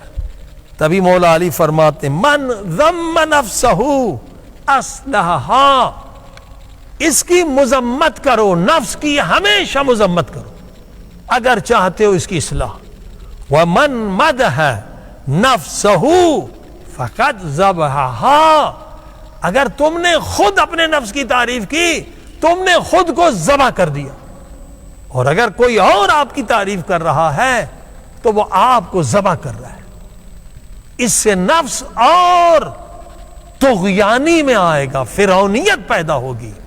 اسی لیے امام زین العابدین علیہ السلام فرماتے دعائے مغارم الاخلاق میں وَلَا تُفْسِدْ عِبَادَتِي بِالْعُجْبِ وَالرِّيَاءِ وَالسُّمْعَةِ, اے لوگوں اپنی عبادت کو برباد نہ کرو عجب کی وجہ. عجب یعنی میں بڑا عابد ہوں, میں نے بڑا اچھا کام کیا. تعریف کو اپنی ذات کی طرف نسبت دینا شرک ہے. تعریف فقط خدا کے لیے, الحمدللہ, ساری تعریف خدا, میں کیا ہوں, اللہ نے توفیق دیا ہے تو میں نے یہ کام کیا, میرا کوئی کمال نہیں. عزیزو لہذا متوجہ ہو جائیں, کبھی اپنی تعریف نہ سنیں. تعریف سننے سے نفس میں طغیانی ہوتی ہے, فرعونیت آتی ہے. اب دیکھیے مراقبے کی طرف دوبارہ چلتے ہیں. کوشش کریں کہ حضور پروردگار یعنی خود کو خدا کی دربار میں سمجھیں, اس سے غافل نہ بنا دے تمہیں نفس. جب انسان اللہ کے ذکر سے غافل ہوتا ہے اسی وقت شیطان اور نفس اس پر قابض ہوتے. اور جب انسان اللہ کے ذکر سے غافل ہوتا ہے تو اپنی عبودیت اور بندگی کو فراموش کر دیتا ہے, تبھی گناہ میں انسان گر جاتا ہے. مراقبہ یعنی ذکر دوام یہ سب سے اہم ہے. شیطان اور نفس عظیم ترین مقامات سے ہمیں محروم کر دیتا ہے غفلت کی وجہ سے. لہذا عرض کیا گیا تھا 19 رمضان میں کہ ذکر انفسی کیا کریں. ذکر انفسی سے انسان تھکتا نہیں ہے, یعنی سانس جیسے لے رہے نکال رہے ہیں اس کے ساتھ خیال اور سانسوں کو ملائیں, ذکر کریں. یہ اہل بیت نے ٹریننگ دی ہے, امام زین العابدین علیہ السلام نے. اس سے کیا ہے کہ ہمیشہ آپ حالت حضور میں رہیں گے. حضور ادب سکھاتا ہے تو گناہ نہیں کریں گے. بس سورہ قل واللہ احد ایک مرتبہ زبان سے پڑھیں, یہ ٹریننگ ہے. ایک مرتبہ خیال سے پڑھیں. سورہ انا انزلنا آج 1000 مرتبہ پڑھنا ہے, جتنا پڑھ سکیں. ایک مرتبہ زبان سے پڑھیں, پھر خیال سے پڑھیں. خیال سے پڑھنے میں تھوڑی دقت ہوگی, آہستہ آہستہ ٹریننگ ہوگی. جب ٹریننگ ہوگی تو خیال کے اثرات پورے بدن پہ ہوں گے. لذت اس وقت قرآن مجید کی ملے گی جب خیال سے پڑھیں. سورہ قل واللہ احد چھوٹا ہے اور آسان ہے. یا لا الہ الا اللہ جیسے کہا گیا, یا اللہ پاک کے دعائے جوشن کبیر کے بہت سارے نام نورانی 1000 کے قریب. اس طرح سے حالت حضور برقرار رہے گی. دل جو ہے یہ خدا کا گھر ہے, خدا کے نوامیس میں سے ناموس پروردگار ہے. یہ آپ کا دل, خدا کہتا میں ہر جگہ ہوں مگر جو اصل میرا دل ہے، اصل میرا گھر ہے، وہ مومن کا دل ہے۔ آپ کا دل خدا کا گھر ہے، اور خدا نہیں چاہتا اس میں غیر کو بٹھائیں۔ خدا غیور ہے، اگر آپ نے غیر کو بٹھایا تو خدا کبھی اپنی محبت کا نور نہیں ڈالے گا۔ آج محبت خدا کو حاصل کرنے کی رات ہے، آج ارادوں کو مضبوط کرنے کی رات ہے، آج اپنی تقدیر کو بدلنے کی رات ہے۔ آج جو مانگیں گے مل جائے گا۔ ایک ایک لمحہ 1000 مہینوں سے بڑھ کر ہے یہ رات۔ عزیزو، آج جو حالت برقرار رکھیں گے، خدا سے وہ چیز مانگیں جو کبھی فنا والی نہ ہو، کبھی فنا بھی نہ ہو اور آپ سے جدا بھی نہ ہو۔ وہ محبت خدا ہے، وہ عشق خدا ہے۔ گناہوں کی وجہ سے فطرت انسان کی مر جاتی ہے، انسان غیر خدا اور فانی اشیاء کا محب بنتا ہے، عاشق بنتا ہے۔ لیکن آج اگر ہم نے توبہ کر لی، گناہوں سے آزاد ہو گئے، خود بخود انسان کی فطرت پاک ہے، خود بخود عشق خدا کی طرف چلیں گے۔ گناہ سے فطرت انسان مر جاتی ہے۔ انسان محبت کرتا ہے محسن سے، سب سے زیادہ احسان خدا کے ہیں۔ نعمت کا انسان احترام کرتا ہے، نعمت جتنی بڑی ہو اتنا ہی احترام۔ قرآن سب سے بڑی نعمت ہے، اتنا احترام۔ اہل بیت سب سے بڑی نعمتیں ہیں، اتنا احترام۔ تو جب نعمت کا احترام ہے تو نعمت دینے والے کا کتنا احترام۔ جب ہم گناہ کرتے ہیں خدا کی دربار میں تو کیا خدا کا احترام کرتے ہیں؟ بے احترامی کرتے ہیں۔ آج اسی بے احترامی پہ گریہ کرنا ہے، توبہ کرنا ہے۔ آئیے اعمال شب قدر کا آغاز کرتے ہیں انشاءاللہ، خلوص کے ساتھ اعمال بجا لائیے اور اللہ سے وہ چیز مانگیں جو کبھی آپ سے جدا نہ ہو، کبھی آپ سے فنا نہ ہو۔ محبت خدا مانگے، محبت اہل بیت مانگے۔ قرآن مجید کو اپنے سامنے کھول کے رکھیں۔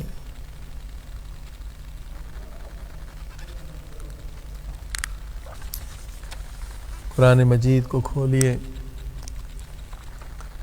اپنے سامنے رکھیں۔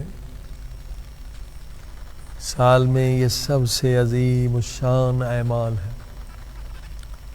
تمام انسان کی مشکلات، تمام انسان کی بیماریاں ان اعمال بجا لانے سے ساری مشکلات دور ہو جاتی ہیں۔ کہ جو اہل بیت نے بتلائے ہیں سب سے عظیم اعمال ہے۔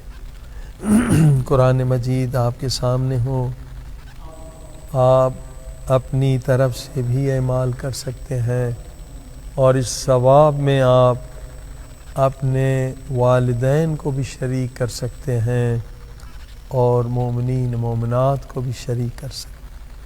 اللہم صلی علی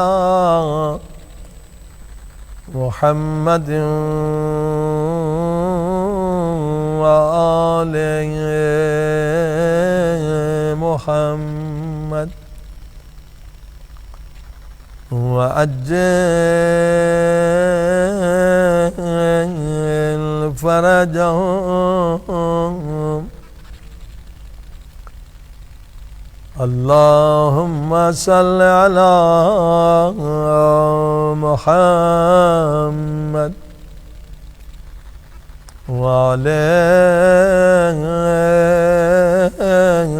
محمد وعجل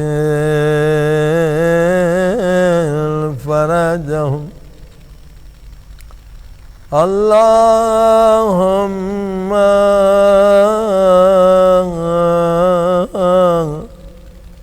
صل على محمد وآل محمد وعجل فرجهم بسم الله الرحمن الرحيم اللهم إني أسألك بكتابك المنزل وما فيه وفيه اسمك الأكبر وأسماؤك الحسنى اے خدا تجھے قرآن کریم کا واسطہ جو تیرے پیارے نام ہیں ان کا واسطہ وما يخاف ويرجى هل تجعلني من دقائق من النار آج اپنے کلام رحمت سے لکھ دے اے دعا مانگنے والوں میں نے تمہیں جہنم سے آزاد کر دیا 10 مرتبہ یا غفارو یا غفارو یا غفار یا غفارو یا غفارو یا غفار یا غفارو یا غفارو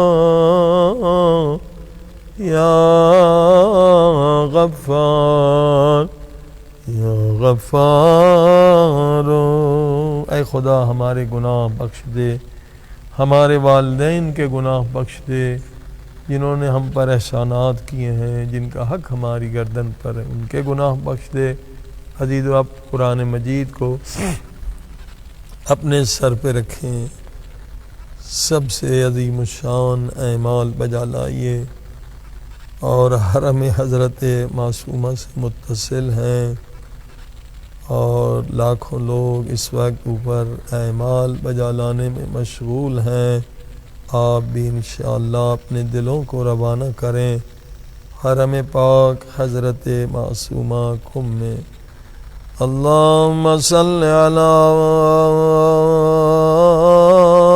محمد وآل محمد وعجل فرجهم سب مل کے صلوات پڑھیں اللہم صلی علی محمد وآل محمد وعجل فرجهم اللہم صلی علی محمد وآل محمد وعجل فرجهم بسم اللہ الرحمن الرحیم اللہم بحق ھذا القرآن، اے خدا اس قرآن کا تجھے واسطہ۔ مولا علی فرماتے لوگوں جب تک زندہ ہو تمہارا اعمال نام اعمال کی کتاب کھلی ہوئی ہے، جتنے گناہوں کو مٹانا چاہو مٹا سکتے ہو، مگر جب موت آئے گی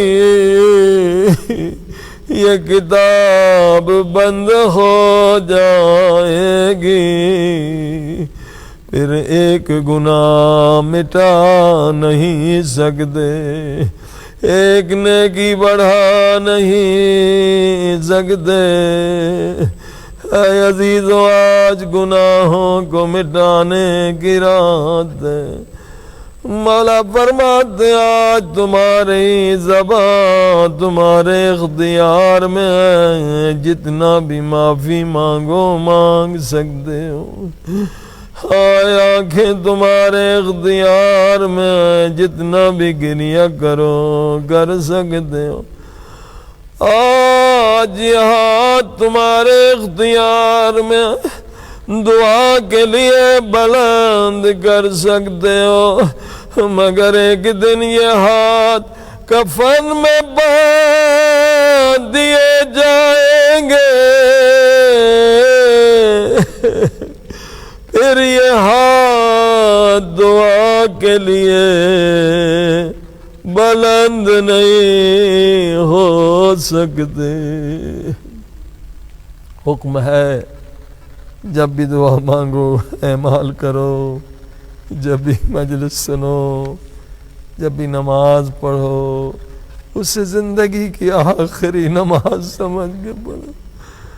او میرے اللہ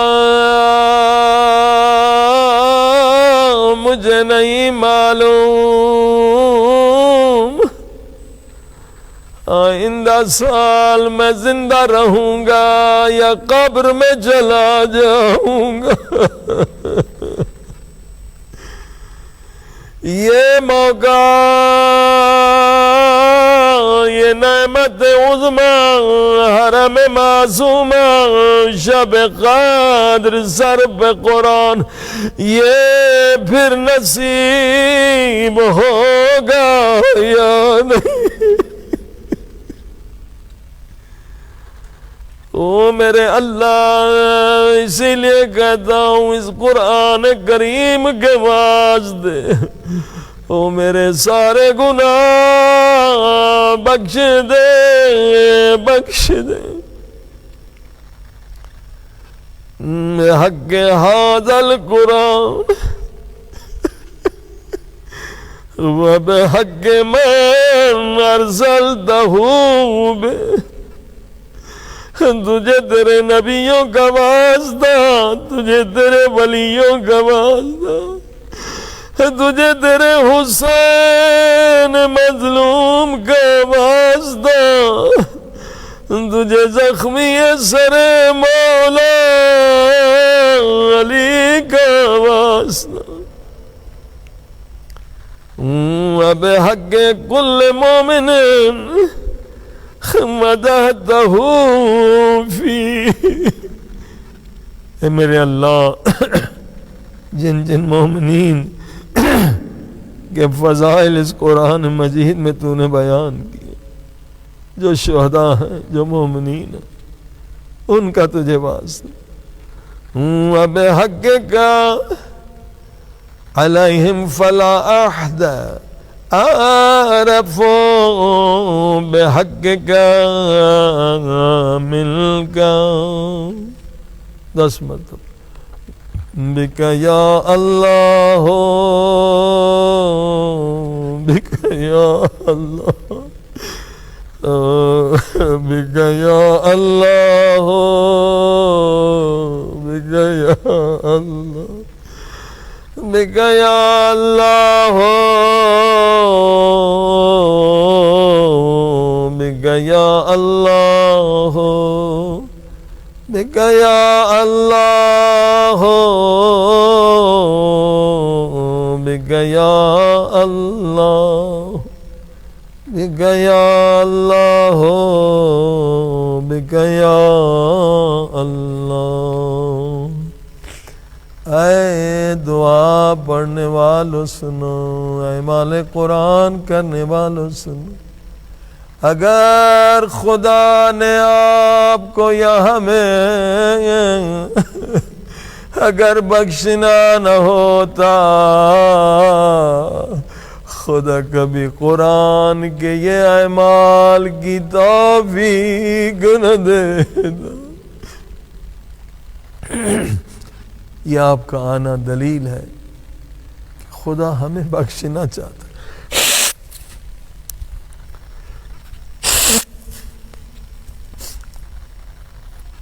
کتنے لوگ ہیں جو سو رہے ہیں اس وقت، اعمال میں نہیں آئے، کتنے لوگ ہیں اسپتالوں میں ہیں بیچارے، مجبور ہیں نہیں آئے۔ یہ خدا کا بلانا، یہ آنا، یہ دلیل ہے خدا بخشنا چاہتا ہے۔ اے عزیزوں، اگر خدا ہمیں بخشنا نہ چاہتا، خدا کبھی اپنا نام غفار نہ رکھتا۔ غفار یعنی بخشنے والا۔ اے گناہگار جتنے بھی گناہ کیے ہیں، لا تقنطوا من رحمت اللہ، میری رحمت سے مایوس نہ ہونا۔ اگر خدا نے ہمیں بخشنا نہ ہوتا، خدا کبھی پیارے پاک نبی صلی اللہ علیہ وآلہ وسلم کو خلق نہیں کرتا۔ وہ رحمت للعالمین۔ خدا نے کہا گنہگار آ جا، مجھے میرے نبی کا واسطہ دے، میں تیرے سارے گناہ بخش دوں گا۔ اگر خدا نے ہمیں بخشنا نہیں ہوتا، کبھی خدا مولا علی کو خلق نہیں کرتا۔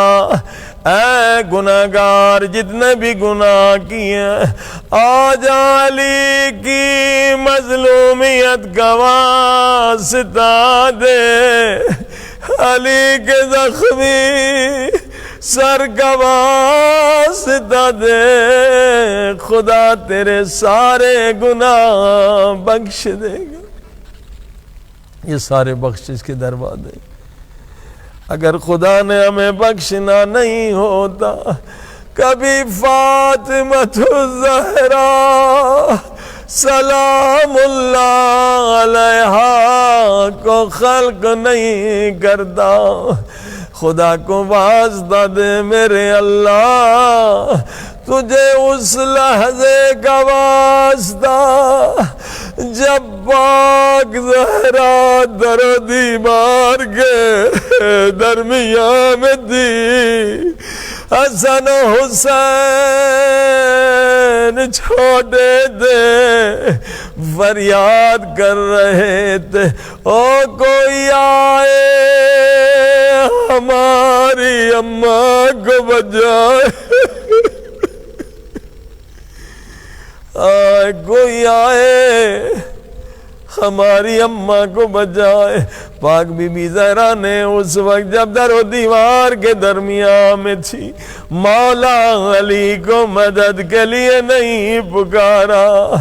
پاک زہرا کو پتا تھا نبی کی وصیت سے، یا علی تلوار نہ اٹھانا، چاہے تیری زہرا کی پسلیاں ٹوٹ جائے، یا علی تلوار نہ اٹھانا، چاہے تیرا محسن شہید ہو جائے۔ اس وقت پاک بی بی زہرا نے کس کو مدد کے لیے پکارا؟ فریاد کی مہدی بیٹا جلدی آ، میرے قاتلوں سے بدلا لے۔ عزیزو، آج وہی زہرا کی دعا مانگے کہ مولا امام زمانہ کا جلد ظہور ہو، دنیا میں جتنے ظالمین ہیں ان کا خاتمہ ہو جائے۔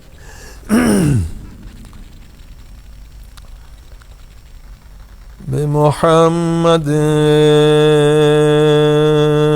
بمحمد بمحمد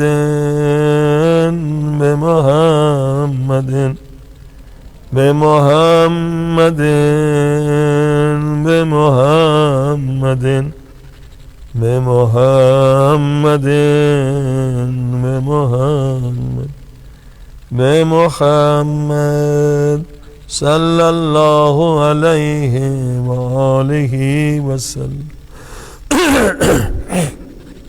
اے میرے اللہ، پیارے پاک نبی کا واسطہ دے رہے، آج ہمارے گناہوں کو مٹا دے، آج ہماری بری عادتوں کو ختم کر دے، آج اپنی محبت کا نور ہمارے دلوں میں ڈال دے۔ اب چلے نجف مولا علی کے دروازے۔ بے علی بے علی بے علی بے علی بے علی بے علی بے علی بے علی بے علی بے علی علیہ الصلاۃ والسلام۔ مولا علی زخمی ہیں، سارے بچے مولا کے بستر کے چاروں طرف رو رہے ہیں۔ ایک مرتبہ مولا علی نے آنکھیں کھولی، فرمایا حسین میرا عباس کہاں ہے؟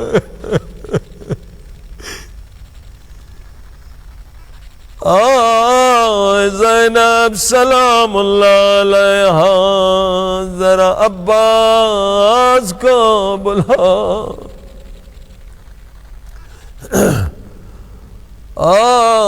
بی بی زینب عباس کو بلانے گئی، کیا دیکھا؟ عباس دیوار پہ سر رکھ کے زاروں کا رو رہے ہیں، آنکھیں زخمی ہیں۔ حضرت عباس تشریف لے آئے، مولا علی نے فرمایا عباس اپنا ہاتھ میرے ہاتھ میں دو۔ سارے بنی ہاشم دیکھ رہے ہیں آخری وقت مولا علی کیا کرنا چاہتے۔ عباس اپنا ہاتھ میرے ہاتھ میں دو۔ عباس نے اپنا ہاتھ بابا کے ہاتھ میں دیا۔ ایک مرتبہ سارے بنی ہاشم پہ علی نے نظر دوڑائی، پھر حسین کو دیکھا، اس کے بعد مولا علی نے عباس کے ہاتھ کا بوسہ لیا۔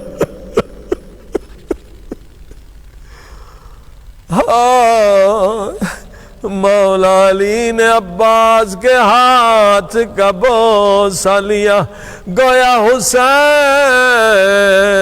کو بتلایا، بنی ہاشم کو بتلایا، آج میں اس ہاتھ کا بوسہ لے رہا ہوں۔ حسین تم کربلا میں کٹے ہوئے بازوؤں کا بوسہ لوگے۔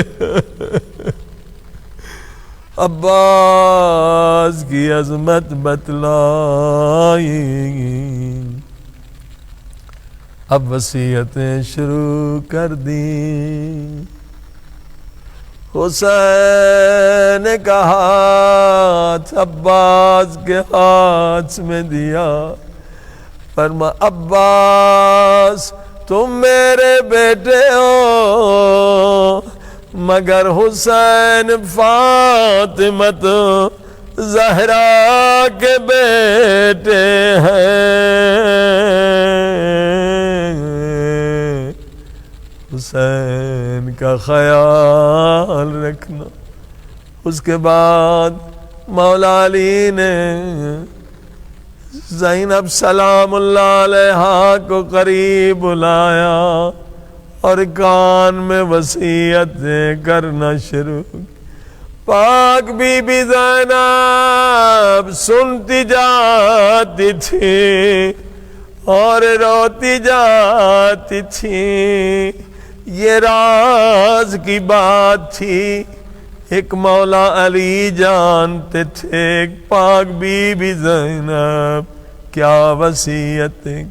پتہ تب چلا جب شام کا دربار آیا، پاک بی بی زینب رو رو کے زمین پہ بیٹھ گئی۔ سید سجاد نے فرمایا پھپھی اماں جیسے کوفے کا دربار گزر گیا، شام کا دربار بھی گزر جائے گا، آپ زمین پہ کیوں بیٹھی؟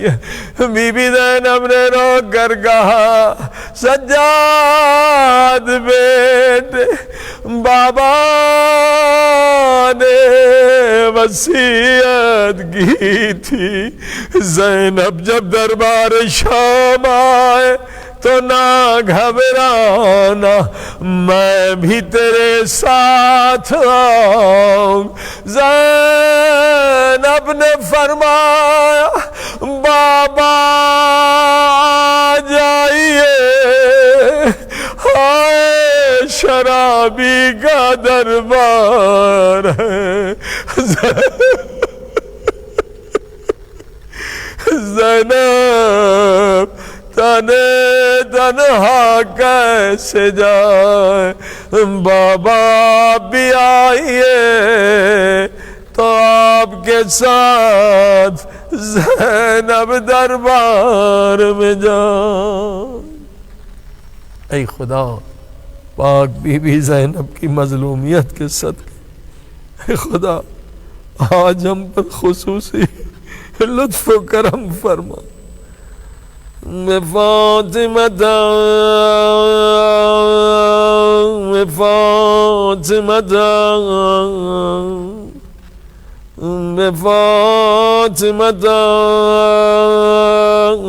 فاطمہ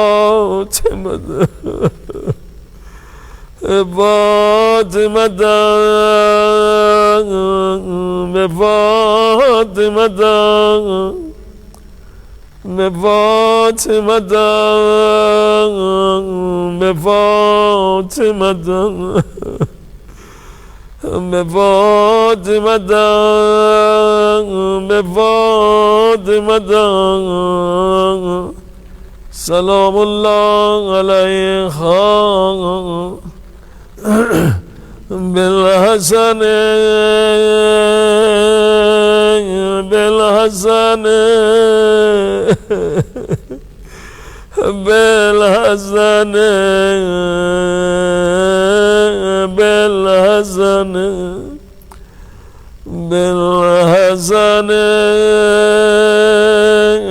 بالحسن بالحسن بالحسن بالحسن بالحسن علیہ السلام امام حسن کی مظلومیت کا واسطہ دے. اے عزیزو، دشمنیاں زندگی میں ہوتی ہیں، مرنے کے بعد کوئی کسی کے جنازے پہ پتھر بھی نہیں مارتا. یہ مظلوم حسن کا جنازہ ہے، اتنے تیر لگے، سفید کفن خون سے رنگی ہوا. اے میرے اللہ، حسن مجتبی اس رنگین کفن کا واسطہ، زخمی بدن کا واسطہ، آج ہمارے گناہ بخش دے میرے اللہ.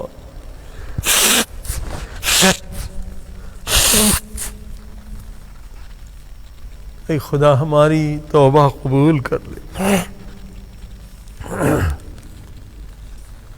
بالحسین بالحسین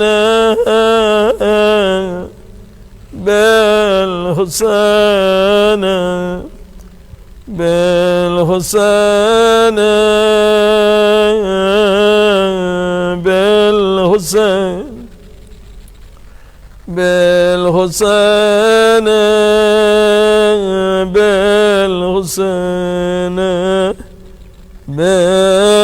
بالحسین بالحسین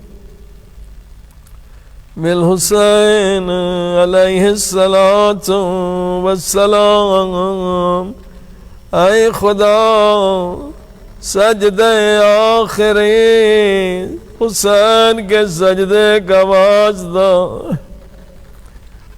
آج کوئی خالی نہ جائے. جتنے لوگ اس دعا میں متصل ہیں، ہمیں کربلا کی زیارت بھی نصیب کرا دے میرے اللہ. ہر سال حسین کا آخری سجدہ ہے، چاروں طرف ظالم کھڑے ہیں، کوئی کہتا ہے زندہ ہے، کوئی کہتا ہے شہید ہو گئے. اس وقت شمر نے بڑا ظلم کیا، گویا مولا کے جگر پہ تیر مارا.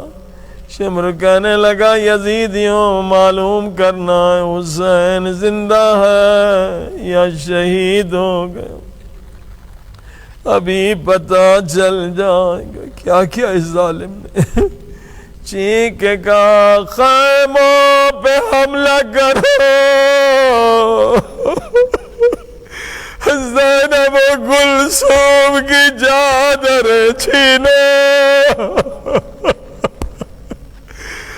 جبکہ بدن سے خون بہہ چکا تھا، حسین مولا نے ساری طاقت جمع کی. زہرا کے لال نے اٹھنا چاہا مگر نہ اٹھ سکے، گھٹنوں کے بل کھڑے ہوئے. ایک مرتبہ دائیں دیکھا پھر بائیں، کہا ہو میرے شیرو، عباس کہا، علی اکبر کہا، میں اپنی مدد کے لیے نہیں بلا رہا، یہ بے حیا خیموں پہ حملہ کر رہے ہیں.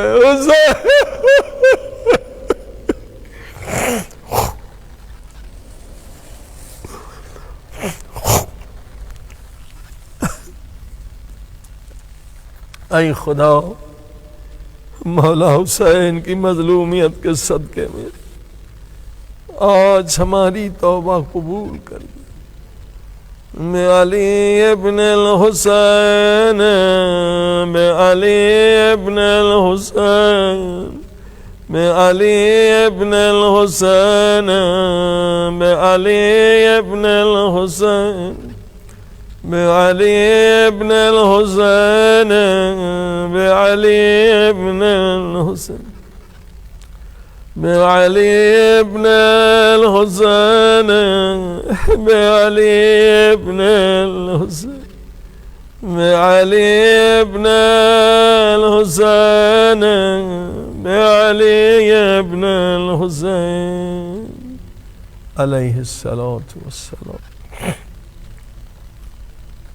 بمحمد بن علي بمحمد بن علي بمحمد بن علي بمحمد بن علي بمحمد بن علي بمحمد بن علي بمحمد بن علي بمحمد بن علي بمحمد بن علي بمحمد بن علي بمحمد بن علي علیہ الصلاۃ والسلام۔ اے عزیزوں، اس وقت امام باقر کا واسطہ دے رہے۔ امام باقر وہ مظلوم امام ہے جس نے نہ بچپن میں خوشیاں دیکھی، نہ جوانی میں، نہ بڑھاپے میں۔ مولا حسین نے بچپن میں خوشیاں دیکھی، مگر امام باقر نے بچپن میں شام غریبا شام غریبا دیکھا، جلتے ہوئے خیمے دیکھے، پھوپھیوں کو دادیانے لگتے ہوئے دیکھے، سکینہ کو تماچے لگتے ہوئے دیکھے۔ امام باقر 5 برس کی عمر میں جنازے اٹھائے، 5 برس کی عمر میں سکینہ کا جنازہ اٹھایا۔ راوی کہتا ہے شام کے بازار میں نے قیدی کو دیکھا، قیدی بھی تھا اور بیمار بھی۔ مجھے اس پہ رحم آ گیا، سلام کیا، السلام علیکہ یا اسیر۔ قیدی نے کہا سہیل ایک مرتبہ پھر سلام بھیج۔ میں نے پھر سلام بھیجا، السلام علیکہ یا غریب الوطن، او پردیسی میرا تجھ پہ سلام۔ قیدی نے کہا ایک مرتبہ پھر سلام بھیج۔ میں نے کہا قیدی کیا کبھی تجھ پر کسی نے سلام نہیں بھیجا؟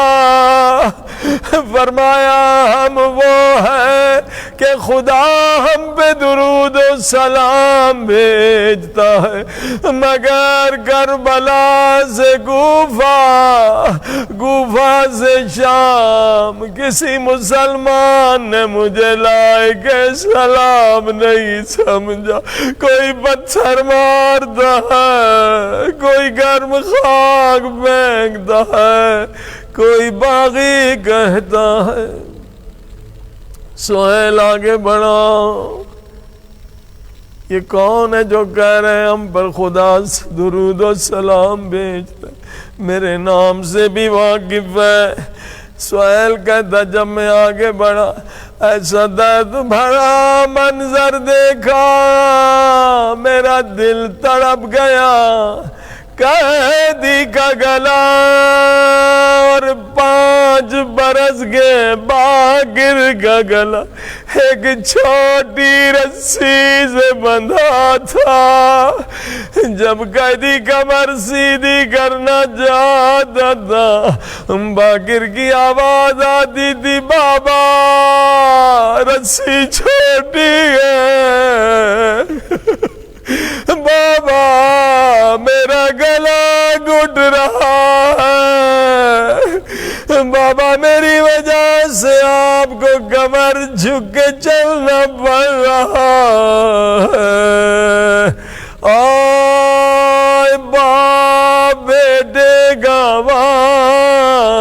دار سجاد مولا با گر کے زخمی گردن کا واسطہ اے خدا شب قدر میں آج ہماری تقدیر بدل دیں جو اصول 19-21 کو آج سنا ہے ان پہ عمل کی توفیق عطا فرما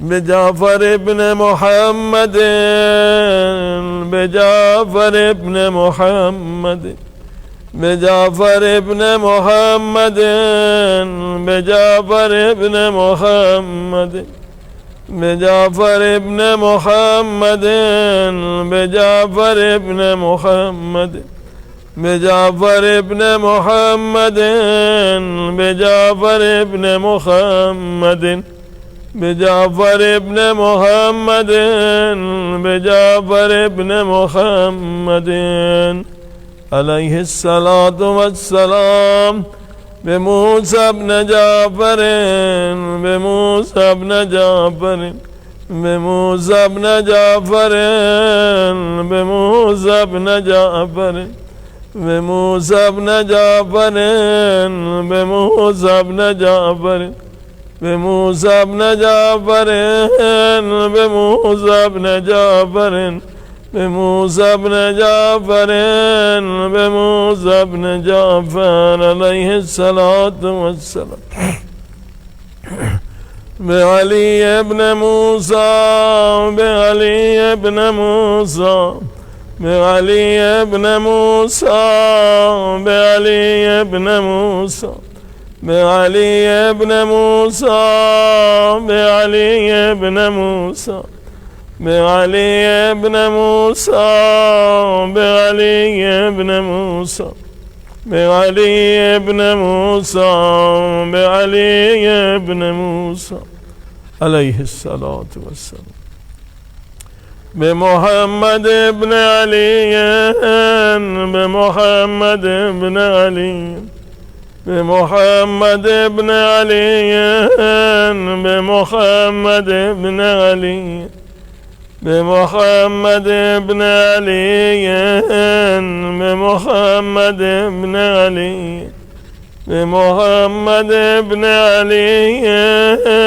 بمحمد ابن علی بمحمد ابن علی بمحمد ابن علی علیہ السلام بعلی ابن محمد بعلی ابن محمد بعلی ابن محمد بعلی ابن محمد بعلی ابن محمد بعلی ابن محمد بعلی ابن محمد بعلی ابن محمد بعلی ابن محمد بعلی ابن محمد علیہ السلام بالحسن ابن علی بالحسن ابن علی بالحسن ابن علی بالحسن ابن علی بالحسن ابن علی بالحسن ابن علی بالحسن ابن علی بالحسن ابن علی بالحسن ابن علی بالحسن ابن علی علیہ الصلاۃ والسلام بالحجت بالحجت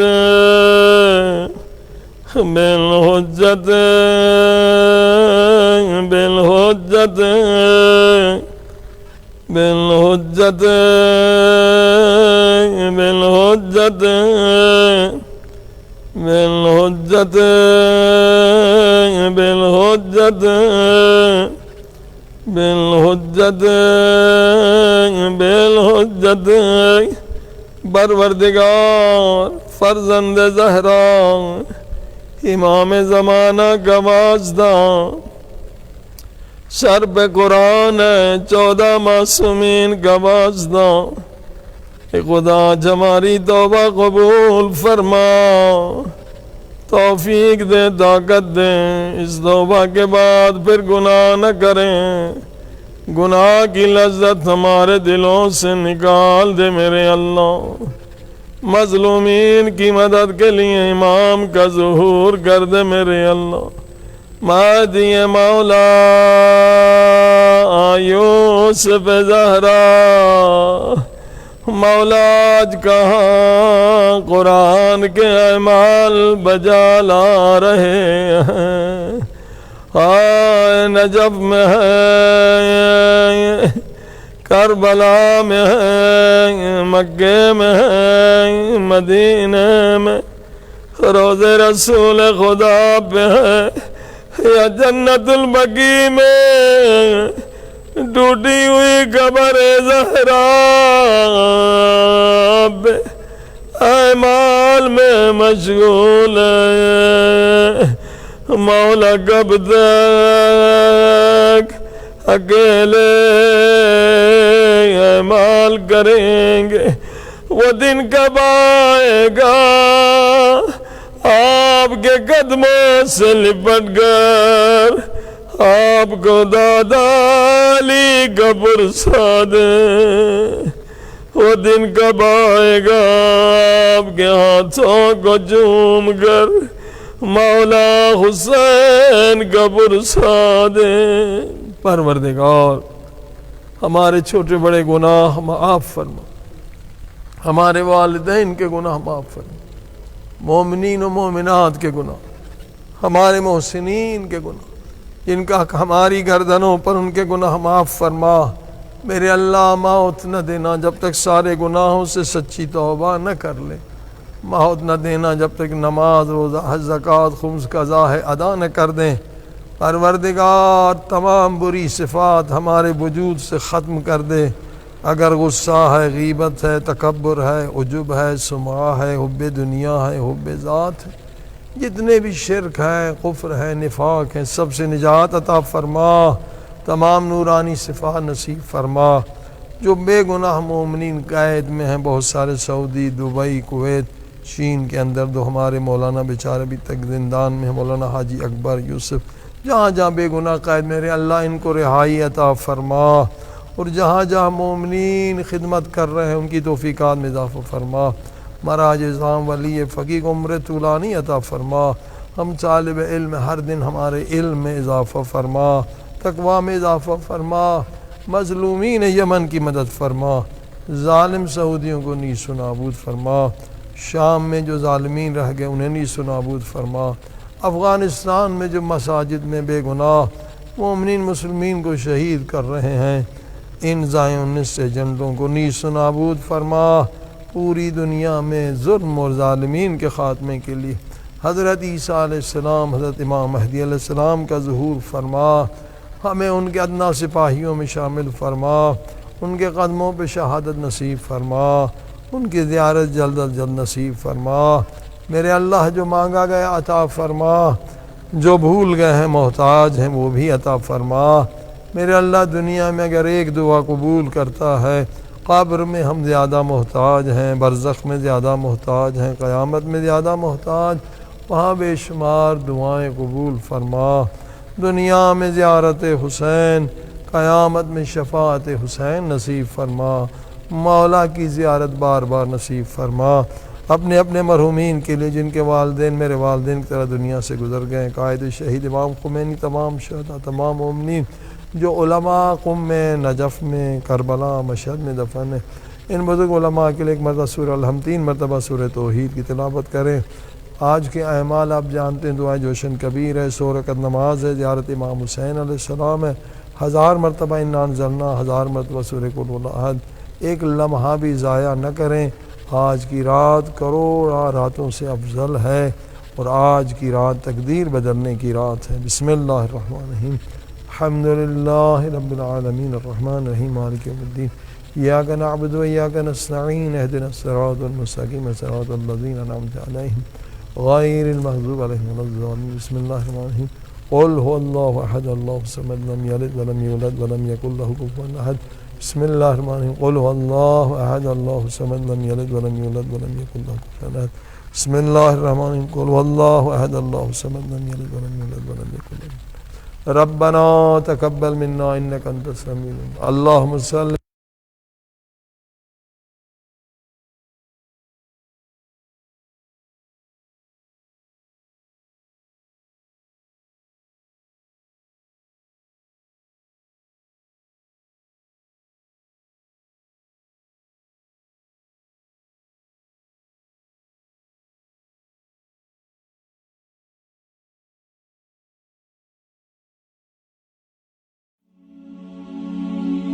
بسم الله الرحمن الرحيم. يا علي يا عظيم يا غفور يا رحيم. أنت الرب العظيم الذي ليس كمثله شيء وهو السميع البصير. وهذا شهر عظمته وكرمته وشرفته وفضلته على الشهور.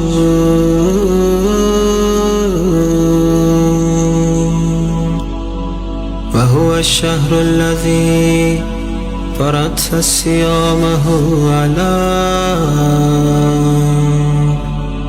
وهو شهر رمضان الذي أنزلت فيه القرآن هدى للناس وبينات من الهدى والفرقان. وجعلت فيه ليلة القدر وجعلتها خيرا من 1000 شهر. فيا ذا المن لا يمن عليك من علي بفكاك رقبتي من النار. في من تمن علي وأدخل الجنة برحمتك يا أرحم الراحمين.